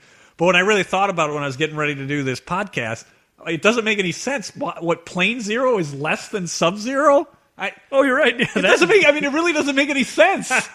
I never thought about that. Is this like on a Kelvin scale? I mean, how does this work, Ben? I don't understand. You're 100% right. Mathematically, he has improved on Sub-Zero. Yes, somehow he's improved on Sub-Zero. Yeah, Plane Zero is more than Sub-Zero. That's one of my things I had to absolutely cover, because I do love the line, but in particular, what didn't make sense to me is how Plane Zero is something less than Sub-Zero. Yeah. But we do get our third pun. I'm pretty sure here. Yeah, well, they're running out. Well, first of all, I'm not going to play the clip. We're right here, but I won't play it because we played too many last time. But first of all, they start pumping in gas, and Yaphet Kotto goes, "What's that?" And Arnold goes, "Gas." Thanks, Arnold. I had not noticed That's that. like the Ghostbusters, where do these stairs go? They go up. Except, yes. but Ernest, like he's serious, like it's gas. We got to get out of here. And then, so pun number 3, where Yaphet Kotto says, "Sure glad we took care of Sub-Zero," which is like the most. I'm setting you up for a gag. Yeah, let me set it up in front of the net. You jump up and spike it. And then Arnold says, "Yeah, he was a real pain in the neck." So, yes, there's number 3. Just Plane Zero, not a pun, but that is 100% a pun. So he makes up for it. And then they cut back to Killian on the phone with the Justice Department, talking about they're upset that a stalker died. Yes, I kind of want to play this clip. Please do. So, and this is what I think establishes is that everybody in the audience, everybody's shocked. So, to me, this is an indication this has never happened before. Yeah, they've had winners, they've had people escape. Right, so, escape, and that's what kind of led me to be well. How does the game work? Apparently, you must be able to escape because I'm led to believe from this that no stalker has ever been killed. But allegedly, there have been winners that escaped. So and so, and Haddad, and somebody else. 3 winners. Yeah. So okay, I think this clip just perfectly typifies what's so great about Richard Dawson in this movie. So let's pain in the neck. A little bit of pain in the neck. I know a stalker died. Well, it had to happen sooner or later. He's got his makeup guy. Yeah, well, it is a contact sport, right? Yeah, see, but you guys are justice. You cannot have it both ways. You want ratings, you want people in front of the TV sets instead of picket lines. Well, you ain't going to get that with reruns of Gilligan's Island. Even like his... Gilligan's Island. Da, da, da, da. Yeah, the one with the boat. His comic timing is so perfect. Yes. But it's just like his body language where he doesn't care at all that somebody died. He's leaning back, he's having his coffee. Getting his makeup touched up because he's going to have to go back out there. The show must go on, right? Yeah. I will give this movie a little bit of credit with, because I think we were maybe being a little harsh about, because who knows what their point of view is, whether or not it's actually like a little bit sexist, but it does have some restraint with the gay makeup guy, and also like there's the kind of the theatrically appointed talent agent or whatever it is. Yes, that gets the pen in his back. That guy comes very close to being a Jewish stereotype, and the same goes for this makeup guy being a gay stereotype. But it never quite it doesn't push it, and it doesn't like it's there, but they don't. This is 1987. There's a version of this movie that could be very like not PC today. Yes. This movie doesn't go there, and I would at least give it credit for that, of having some restraints and stuff like that, because both of those are kind of walking up to the edge, but they don't go over. So the game goes on, I guess. Where are we? What happens next? So yes, the game must continue on, and they have to get some new stalkers up and ready to go. Oh, right. And so they get that Nebuchadnezzar guy up, and he's just like, who are you going to pick? And he can't decide. And so they give him... Killian knows what to do. Give them what they want. Give them both. Is this common, do you think? Like, what... The rules of this game are very fluid, I feel like. I feel like it is fluid, but it is, again, why I feel like it's sort of the eventual inspiration for American Gladiators to have a couple out there. And that, wow, a stalker died, so I feel like Killian, they're changing the rules because now something unprecedented happened, so let's do something unprecedented. We'll give you two. That's how I take it, that is not standard operating procedure that they'd send two in, but because this is a huge episode, we need to up the stakes even more. But do you think? I mean, I guess for those three who supposedly escaped, maybe it's a thing where they send more in as like they get further along on a regular basis, and since one's dead, they have to like. Well, normally we'd be sending in the second guy, but the first guy's dead, so we got to send in two. It could be. Actually, I'll buy that. I'll buy my own explanation there. As we've talked through it, it's just like, okay. I went from going like, this makes no sense, these rules are ridiculous, to being like, that makes perfect sense. Well, either way, you need to up the stakes in the movie and make it tougher for Arnold now that he's gotten rid of Sub-Zero. Yeah. So they send in two, Buzzsaw, and I'm not sure how Dynamo would ever qualify to be a gladiator anywhere, but both of these guys are pretty lame. Like, yes. Buzzsaw just cuts through a piece of IKEA furniture. Everyone's just so impressed. He cut through that piece of balsa wood. Oh my god. Yes. And then Dynamo comes out and sings some opera, which I'm sure this actor is like, oh, you can sing opera, or do it. We'll build your character around opera singing. We'll build it around despite the fact it doesn't make any sense. My favorite part of that guy, though, is he has his sign and he shoots electricity at the sign. And it says, clap if you love. And the crowd, like, jumps the gun, and she's like, oh, I guess we should clap now. And then Dynamo, yeah! Just go crazy. This crowd is very, like, I don't know if they're well-trained or poorly trained, because between this... it could go either way. Yeah, between this and the cheering for spandex, and it's just... I'm sure there are, like, all kinds of crazy traditions in this game show. Well, the game show in itself, and the Dynamo thing reminds me in terms of, I was going to say the choreography of the audience. I forgot to mention... The dance sequence, and I don't want to spend a ton of time on it, but the dance sequence leading up to the game show, man alive, is it a long time. And eventually looking at the credits, I thought this at the time, like, God, this feels like I'm in the opening of like something with Paula Abdul, like in Living Color. And sure enough, when I look, yes, Paula Abdul did this. Why am I not surprised? And it felt like it took like 20 minutes to get through the dance sequence. I don't mind the dance sequence. I think that stuff is the best directed stuff in this movie. Weirdly, well, it's well choreographed. Well, that's true. Maybe I should give Paula Abdul credit that way, and not the director. So anyway, that's I guess they are well trained, as is the audience. So we get Dynamo and Buzzsaw heading into the game. Well, and not only that, but we also get Amber, because Killian's learned that she pulled the real tapes, which is interesting. He seems to know. He's just a game show host, but he knows the truth about. Yeah. He seems like a very powerful game show host. Why has he got this high level? Well, I guess, you know what, if they were like the major broadcast network, and he does seem like he's pretty important to that network, maybe he would know. And especially doing the research, getting Ben Richards in, maybe that's fair that he'd know that. Maybe. They treat him like he's the emperor of the earth. You know what I mean? It's like he is a game show host, right? He's a game show. It's a very popular game show. Yes, but I just want to make sure, like, he isn't actually in charge of everything. But you're right. They then, as we've already kind of talked about, her crimes are suspect at best, sexist probably, and slut shaming. But it is also kind of funny, like that announcer being. I was going to say the announcer really sold it. Yeah. The announcer was great. Her lover. Yes. Like that. It's funny. Like but I think that stuff is intended to be funny and intended to be, a satire, but who knows? So she heads in, and we get some more confrontation. I'm not sure how much there really is to it. This is just kind of more of the same of showing how powerful and how good Ben Richards is. We do have our first two casualties really, but we get two different casualties in this sequence, but. I didn't have a ton of stuff other than it's basically just continuing on of how good Ben Richards is. Are you talking about the Stalkers, or are you talking about Weiss and Laughlin? Well, I'm talking about you've got the deaths of Weiss and Laughlin, but you then, eventually, well, you don't get both. You only get Buzzsaw doesn't make it. Dynamo is just down for the count.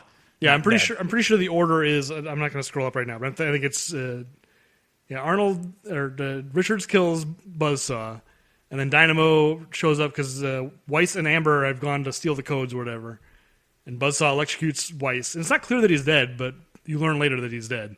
Yeah, but Yaphet Kotto also gets cut by Buzzsaw and eventually falls to his injuries. Well, his dialogue implies that he deliberately pushed Richards out of the way to save him, but it's not what it looks like. He just looks like he's trying to get away and bumps into him. Yeah. It's just like, I was pushing you out of the way. I was saving your life. No, you weren't.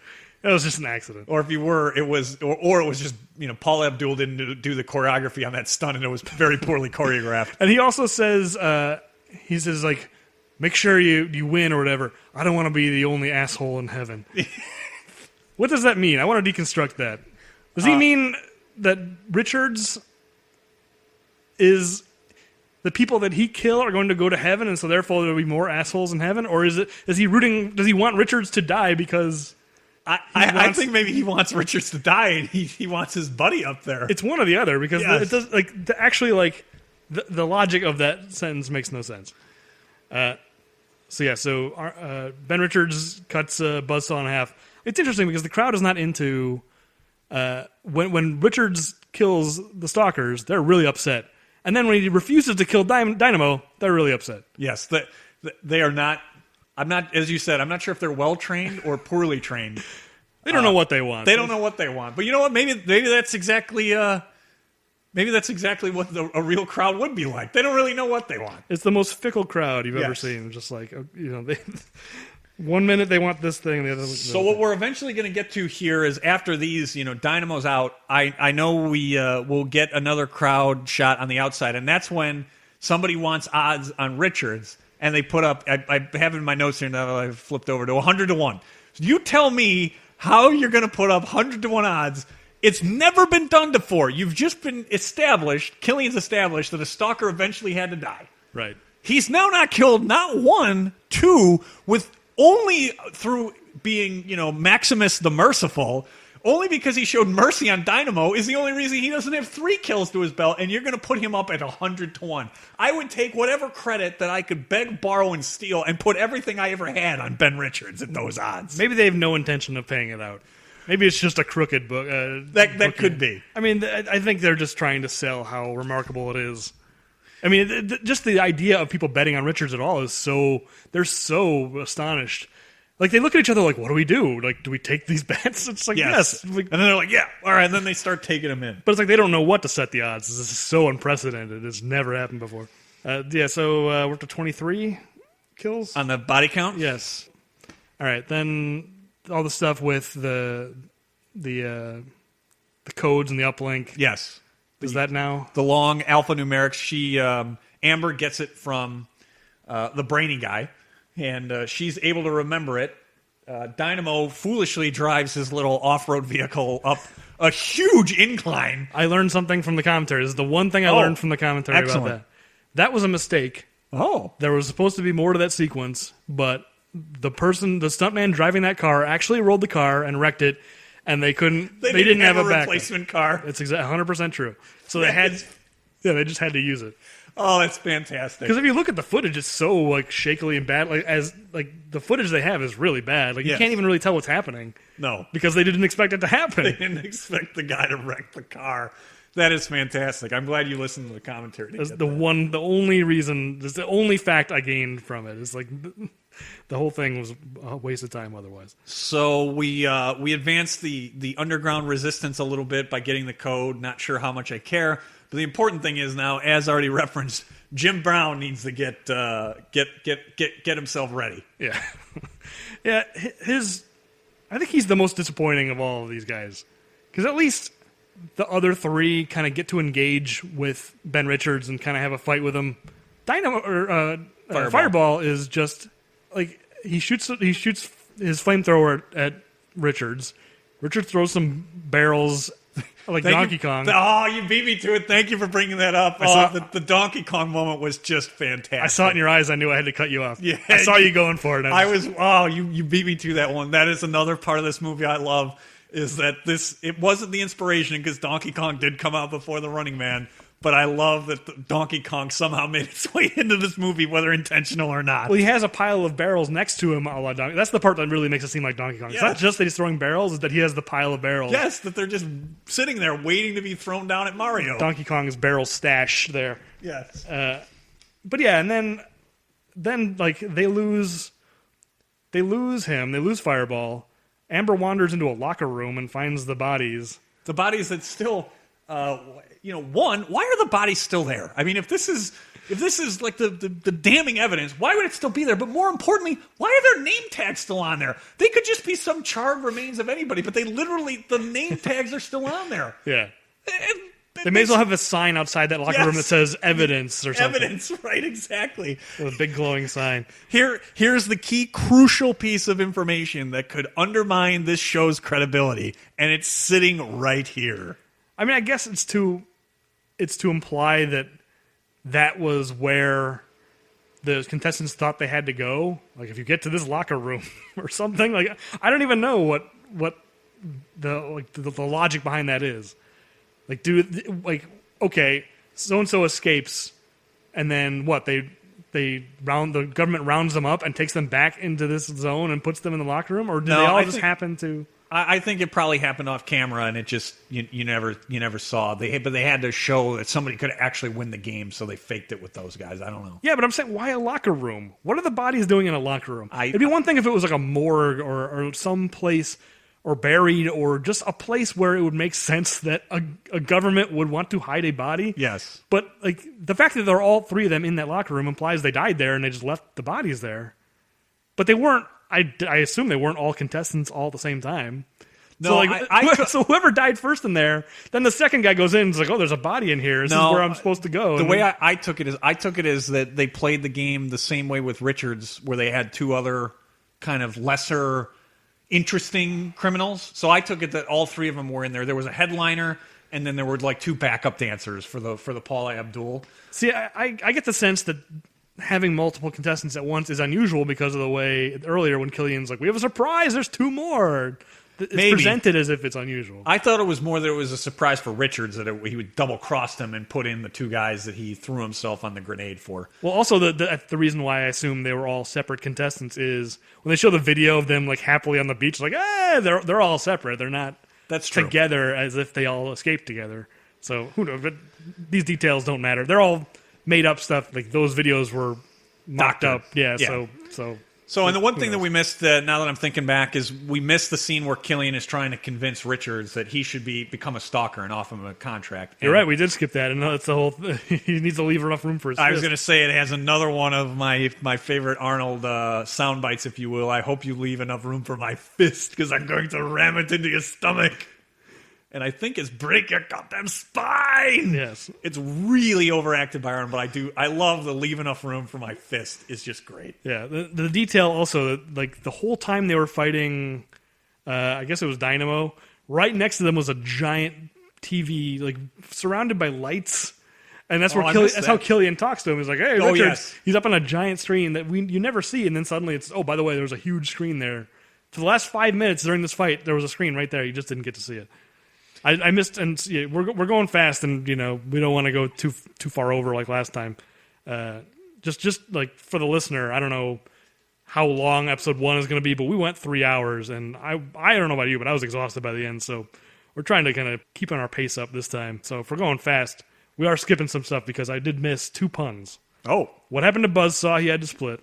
Yes, and then when Richards kills Fireball. First of all, Fireball goes into that locker room, and she goes like, "Oh, it was last season's winners," and he goes, "Last season's losers," which is a dumb line. Like, even if they're dead, they still won the game. Yes, so they're still winners. They're just dead winners. But then Richards is like hanging above him like a ninja. He separates his gas lines, and then Fireball freaks out. My gas lines, and then Arnold goes, "How about a light?" and throws. I guess a lighter, or what does he? I don't even know what he throws. He throws something. and Fireball explodes because Yeah. his gas lines are cut. So how about a light? But you also forgot what a hothead. That, Oh, you're right. That is also that is in the same Yes, sequence. that's number 6. Yes, what a hothead. The only other thing, I'm with you. There's not Fireball is pretty disappointing, but you did have Killian work in the number 1 rusher as he's running into the game zone, which is true. very, very well played. Not really a pun, but like most of Killian's Richard Dawson's lines, very, very well played, well delivered as well. It's a nice nod to Jim Brown. Brown. Yeah, so then I have, after Fireball dies, the dancers do the dance of mourning. Yes. What is that? Fireball. Like they just have like this like very sorrowful thing, and the Fly Girls are still doing like dance moves. Yes. It's very strange. Again, I think it was one of those, we need to take up screen time because this movie needs to be a certain amount of time. So, yes, we're going to have the epitaph via interpretive dance from Paula Abdul, Yes, apparently. and so while that dance number is happening, they're all in the control room, and Captain Freedom barges in. He's not going to go out there. This Jesse Ventura. He's great. He He's doesn't really have good. much screen time, but it's all great. When It's he's fu- in the locker room talking about it, actually, we missed that. His discussions in the locker room, absolutely fantastic. That's a really funny reaction shot where Killian's just like, "Oh, we got news. We got an update in the game grid." And they cut back to Jesse Ventura, and he's just like, he's so like hurt that they don't let him reminisce about the old days. Yes. But this is funny too, where he comes in and they've obviously given him some kind of wardrobe, some robot suit or something. And I'd love to know, is it just a bunch of knives? I have no idea what that robot suit does. But if I were Captain Freedom, I'd say the same thing. I'd be like, this junk is just going to slow me down. I'm not going to do this. Yeah, like, and I like that Killian's just like, spare me the honorable gladiator stuff or whatever. Because, Captain Freedom is kind of trying to, like, he seems to really buy into this show. Yes. Like, he believes in it. Like, he believes in the purity of it, and he thinks it's being... That it's a sport. Right. Yes. And that, it's being tainted and it's being corrupted by Killian or something. It's a weird... I kind of like it, but at the same time, it makes me wish they had gone more into it. I want to know what the Running Man was like 10 years ago Right. when he was on and when he was... When Captain Freedom was on. Maybe it wasn't rigged. Maybe actually it was like a legitimate...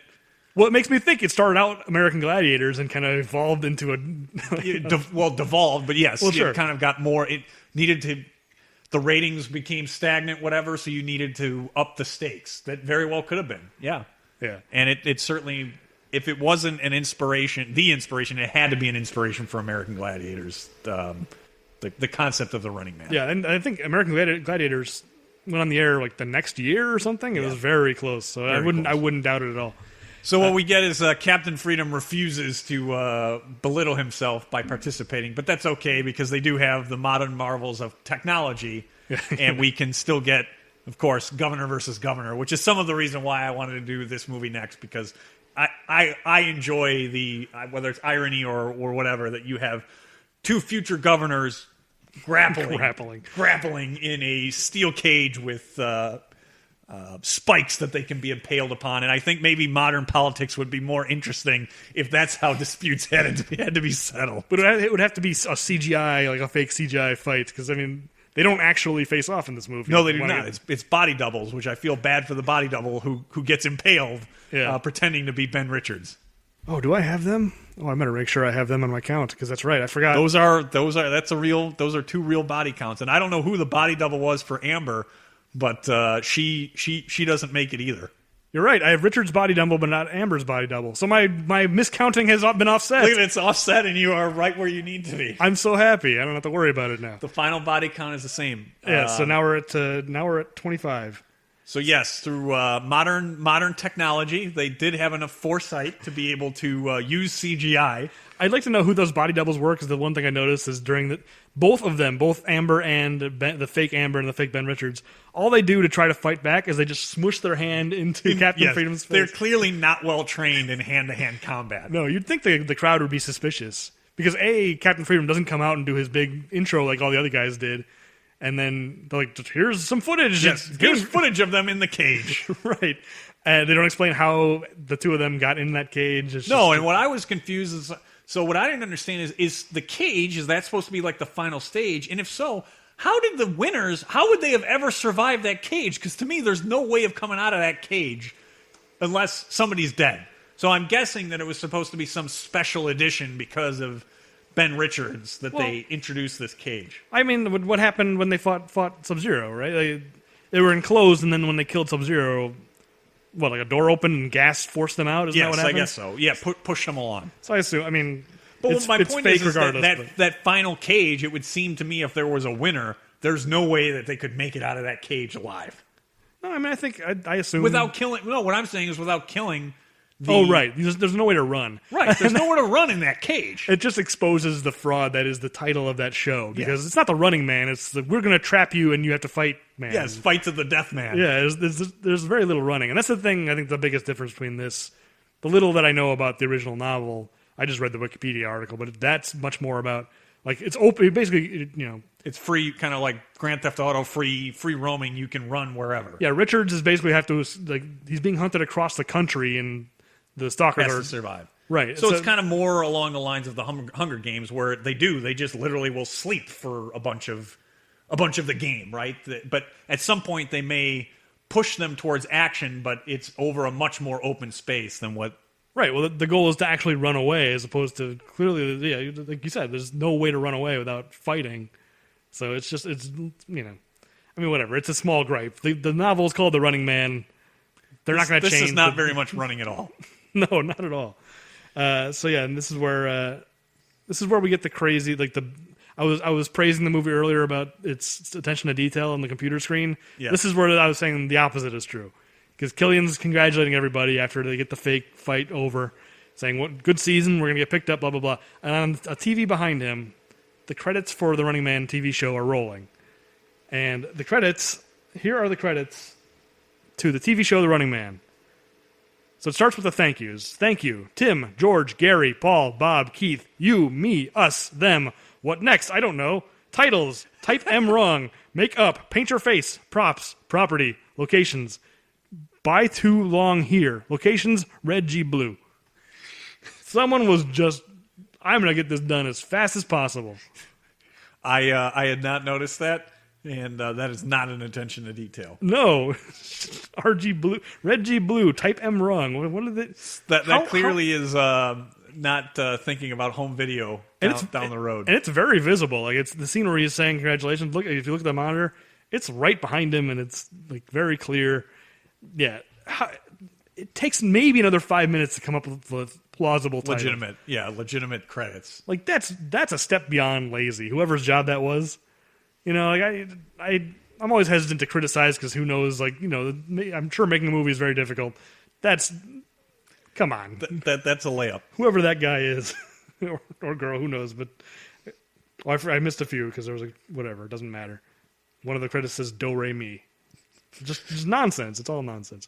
So they've wrapped up maybe the greatest episode of The Running Man, and the crowd is satiated. Yes. Meanwhile, Amber and Ben have hooked back up with Mick and his resistance. Yes. Which we forgot all about. Like, that's been happening for the last 10 minutes, and we forgot about it because we I don't care about that plot at all. It's not very interesting, but they have the sequence. She's memorized it. I'm very impressed by her memory.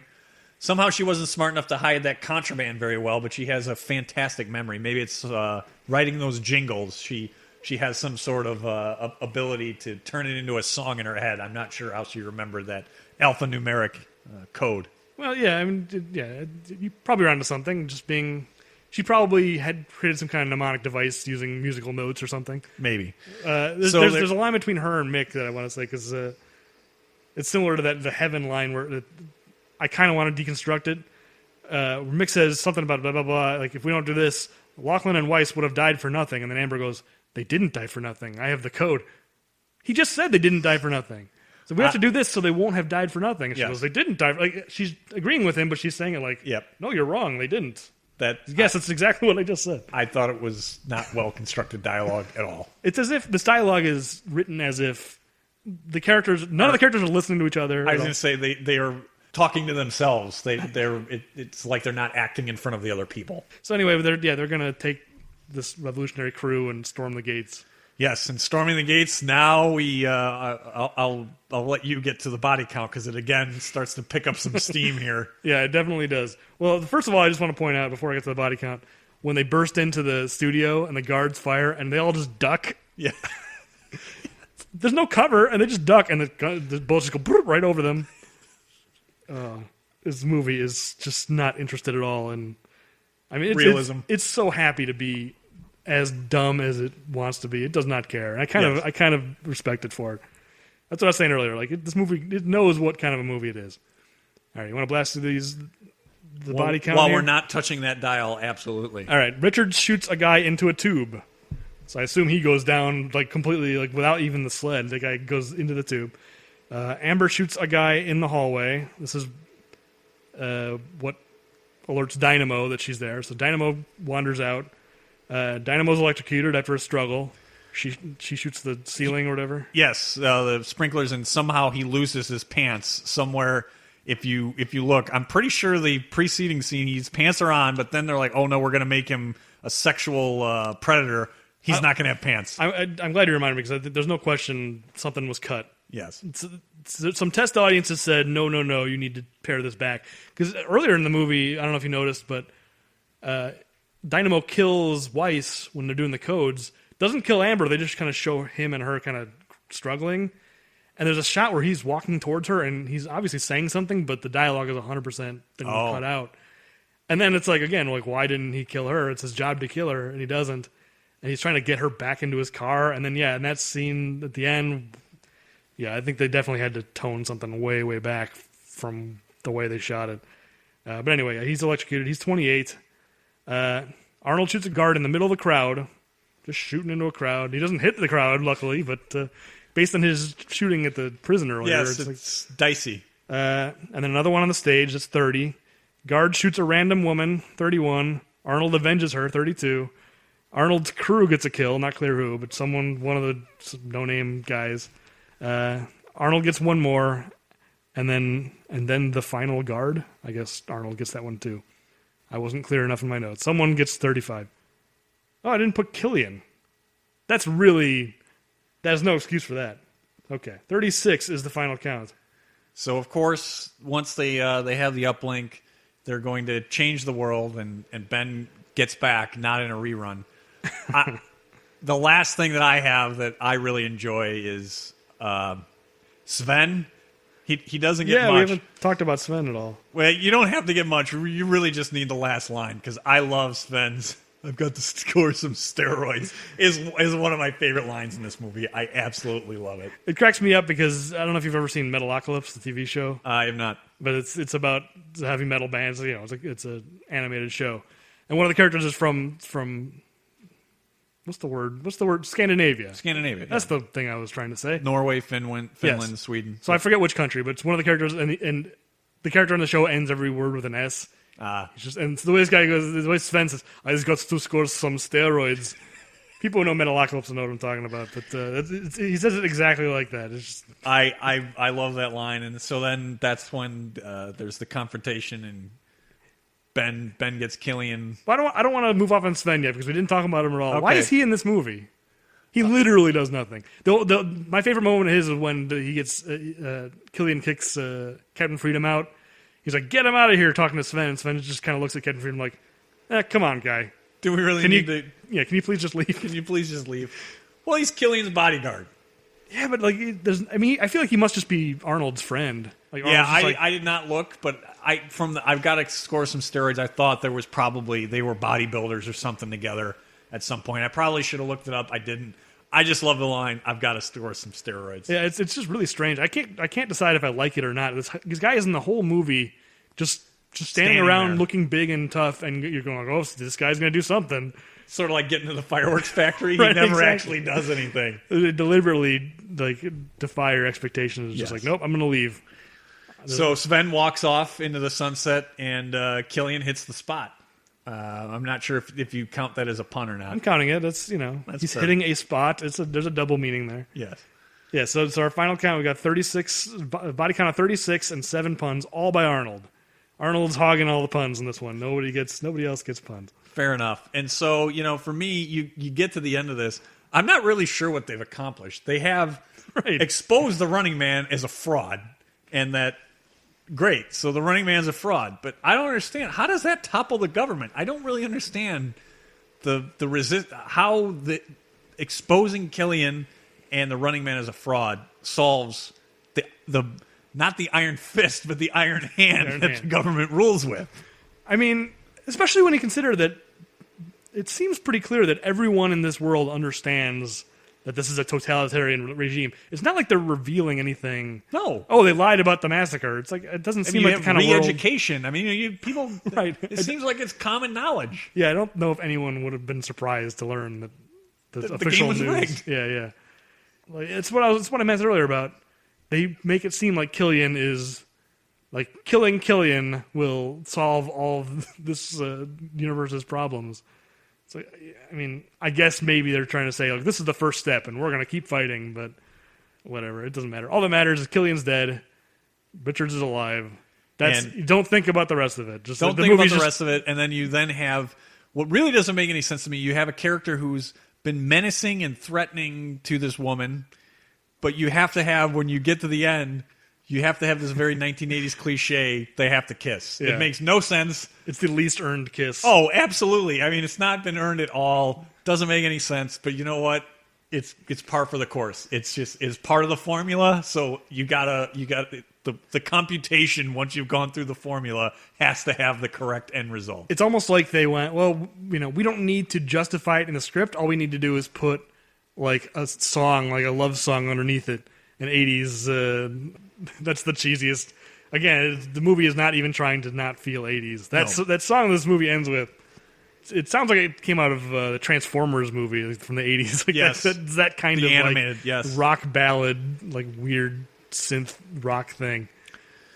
So at least for me, on The Running Man, like as we started, it's a fun movie. I think it did have some inspiration for some stuff, American Gladiators. I won't say that, it necessarily inspired the dystopia, game show for the Hunger Games. But what I do think it definitely inspired is a video game that I loved as a kid. Smash TV, I think, is definitely a derivative of the Running Man. Yeah, no question. I mean, you don't have the hand-to-hand combat, but you have, your life is in peril and you're collecting prizes and money, which was a game that I loved.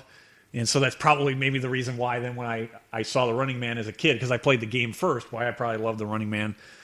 Going through the credits, I'd love to know, and I couldn't find, but Eddie Bunker, for those out there, he is Mr. Blue in one of my favorite movies, Reservoir Dogs. He doesn't have a ton of lines in Reservoir Dogs, but he is credited. I cannot figure out who he is in this movie, but he is in the credits. And then also one other thing to refer back to our Last Action Hero, Frank Columbo is credited in this movie. Yes. And it is a Frank Columbo picture that Jack Slater 4, I believe is. Yes, it's like it's Franco Columbu, isn't it? Yes, Columbu. I'm sorry, Franco Columbu. Columbu. He is credited in The Running Man in the credits. I noticed that when I was watching, and also see Paula Abdul go by on the screen, and I was not surprised. I know for a fact Franco Columbu is one of Arnold's bodybuilding buddies, Gotcha. and may also be his like body double or stunt double or something. Okay. But yeah, I know he's in a lot of Arnold movies, and yeah, Arnold threw him a bone in Last Action Hero. He got to be the director of Jack Slater 4. So Eddie Bunker is in this. I can't figure out where. I went back trying to find. Yeah. I figured he had to be a member of the Resistance. I couldn't find him because he's credited like he has a line because it's a character that has a name. Zero clue. He must look really different because it's only a couple of years before. Right, exactly, and that's the other thing that was when I saw it. I'm like, oh my, Eddie Bunker. These movies are probably about 4 years apart. I know who he is. He's in the control room, I think. I think he's got dark hair. Oh, so I thought he was in the Resistance. Okay, I'll have to go back and look. I think so. So those are kind of the only. I wanted to make sure that we at least got in the Smash TV. It is a game that I played, and I'm sure was a derivative of this. And in some ways, it's more serious, but the Hunger Games definitely pull from it. I think what I don't like about those movies, at least the game, part of it, is I don't think they got the host right. And maybe for the books, because I haven't read them, the books they may have gotten the host right, and Stanley Tucci's a good actor. But what makes The Running Man fun and The Hunger Games not fun in terms of the game aspect is that Richard Dawson is kind of what makes it fun for me. Well, I think those kinds of things, the Hunger Games and There's a lot of that stuff now, right? Like, this kind of has become its own genre. Yes. Like, isn't the Maze Runner kind of the same idea? And stuff Similar. like- I mean, I don't know if it has the death. well, in the TV presentation, I'm not sure. I haven't seen them, but yes, it does feel like it's kind of a new genre. It's that's like a been built. whole like a young adult Yes. fiction is all this now. But I think what all that stuff lacks is the sense of satire. Because I don't know. I mean, I've only seen the first Hunger Games. I saw it with you, right? Didn't we go to see something and it was like we were sold out? Like, let's just see Hunger Games. Yeah, and I didn't like it. But I don't know how you can mess up a story about a battle to the death. Like, basically, yeah, taking the story of the Running Man, for all Running Man's faults, I mean, it's ugly and I hate the score and there's plenty of strange stuff in it. But in the end, it's a movie about people battling to the death. And as long as you make that stuff entertaining, I mean, maybe I'm the bloodthirsty guy that the movie is criticizing. But that's the thing is you feel like the Running Man is trying to make a comment on American culture. Yes. It's as if it's trying to extrapolate what exists now, with reality TV and all that. Whereas the Hunger Games, those things exist in such a weird, like, isolated fantasy world. Like, I don't know if the Hunger Games take place in the future. It's just like a fictional world. No, It? it's supposed to be, I think, a future. But it doesn't feel like it. You know what I No. mean? It just feels completely alien. It just feels like an alien place. Yeah, sort of like it's a different, like Star Wars, that it's established a different place. Yeah, it's not like you're seeing like American flags and you know what I mean. Like there's like no connection between that world and our world, and so Unless there is in the books, which, to be fair, I haven't Maybe. read, so I don't know. But regardless, but even if that's true, I feel like it's just so toothless compared to what the Running Man is doing. Even though it's only really trying to be schlocky B-movie fun, it still does have a point of view about kind of the media landscape that existed in America at the time and where it kind of was projecting it to go. And in a lot of ways was correct. Yeah. So, that's kind of the thing is if you're not going to, almost to a certain extent, what I was saying about like me being the audience that the movie itself is criticizing, if you're not going to be critical of the people who are viewing, who are kind of getting, because Killian has that speech at the end about like people love sports, people love wrestling and violence, and that's almost like it's at least trying to make a point of like, yeah, Americans love this violent entertainment. Yep. And do you ever see the like crowds in the Hunger Games, like the audiences of people who, like, I don't even know if that's a thing. I literally don't know. You don't get a lot of it. You get a lot more in the Running Man. That's for sure. Yeah. So It just feels really toothless. Like, it kind of took an interesting idea. Not that this was the first to do it. it won't be the last. No, that's for sure. So, with that, I certainly don't have anything else. I think that's the Running Man. And so the question is, what's next? I put some thought into this. Well, first of all, I think we need to explain a little better what this system is we're using, because we kind of blew past it the last time. But, Okay. or no, I guess we explained it okay. But at the very least, we should explain what's not in the running anymore. Yep. So, no pun intended. No, don't add that. I know, to the fun right? list. Pun number 8. So, yeah, I shouldn't say no pun intended on this podcast, should I? No. The pun should always be intended. Yes. I should. Very intentional. Yeah, it's not an accidental pun, I swear. So the Running Man we put in our like low budget action movies. So basically, the other 3 movies that are not eligible, so we're not going to do these anytime soon because we did the Running Man. And again, this is just to kind of mix things up and to keep the podcast fresh, so we're not just doing the same kind of movie a bunch in a row. Okay, so we can't do Commando, we can't do Raw Deal, and we can't do Red Heat. Yeah, and I would even say that if we could, to try and rotate all the way through, if not even do large budget action, since we did Last Action Hero, but I won't say that. Oh no, that's what. Yeah, so we can't do those either. Yeah, so the big budget, which would be none of the Terminators, because we've kind of put them in their own seperate category. No, we can do the Terminator because it's. Well, what I'm saying is, if people thinking high budget action, Terminators definitely are, but they got their own category for. I don't know if it's obvious reasons, but reasons I certainly agree with. Yeah, so Predator's off the table, Total Recall's off the table, True Lies is off the table because they're a big budget action. Yeah, we hit that category. So, I think we've learned a lot on this podcast up to this point. Agreed. I want to do some more learning. And it's not the learning that maybe you think. I don't want to do kindergarten learning, not yet. Okay. I want to learn about the rules of a crisis situation. Let's do twins. Oh, man. All right, so we're going to the comedy genre, which I think is good because it is a significant change from what we've watched. Well, I'll tell you the selfish reason why I want to do twins. You want to watch Danny DeVito? Well, yes, but that's not the reason. Okay. I'm getting sick of this body count stuff. It's exhausting. So I want a nice, easy one. He needs a break from it. I know a guy gets put in like a neck brace. I haven't watched it in a while. It's another reason why I want it. Because I've seen Kindergarten Cop pretty recently, but I haven't watched Twins in a long time. So. I haven't watched Twins in a long time either. Yeah, so it'll be good to see it again. So that'll be our next episode is Twins. All right, Twins. I'm happy to do it. I don't own that one, so I will go find it. It was on Netflix when I checked all this. But, fantastic. That was about a month ago, so hopefully it's still up there. But I'm sure it's a Even if cheap not, rental. We'll find it.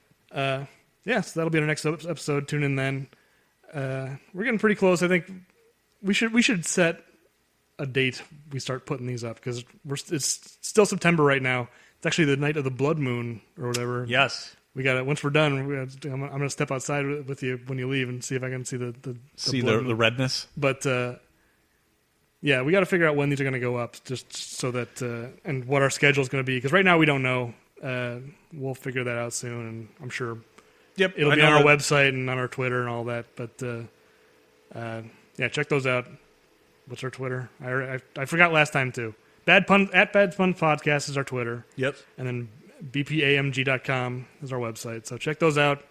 I'm sure all this. By the time you're hearing this, all of this will be sorted out, and you'll know what our schedule is. And I don't know. Probably send in suggestions or ideas if you have them. Yeah. So you can send in emails, questions@bpamg.com. Thank you for reminding me. Just send your feedback. Should probably say, we're new to this podcast game, but I know a lot of podcasts, just to get the word out about us, because we're not, again, since we don't do this on a regular basis, we're not full-time podcasters or whatever. We just do this in our spare time. So if you like the show, tell your friends, tell people, give us a good rating on whatever your podcast app of choice is. It would be greatly appreciated. And we'll keep trying to get better with Twins being next. We can't get much worse. We're still, I think we'll get better as we go. But clearly, I need a better system for my body count. I feel confident 36 is correct, but it was pretty touch and go there. That's fair. I'd say for me right now we're at plane zero and we're aspiring to get up to sub-zero. I would think it'd be the opposite. You would, except for that's not how it works in this movie. Plane zero is worse than Sub-Zero. Oh, so by the movie's logic. Yes, by the Running Man, we're aspiring to get up to Sub-Zero. We're improving by going to Sub-Zero. Yes. Okay, I can agree with that logic. Fair enough. Okay, so yeah, tune in next time. We'll see you then. Thanks for listening. Thanks.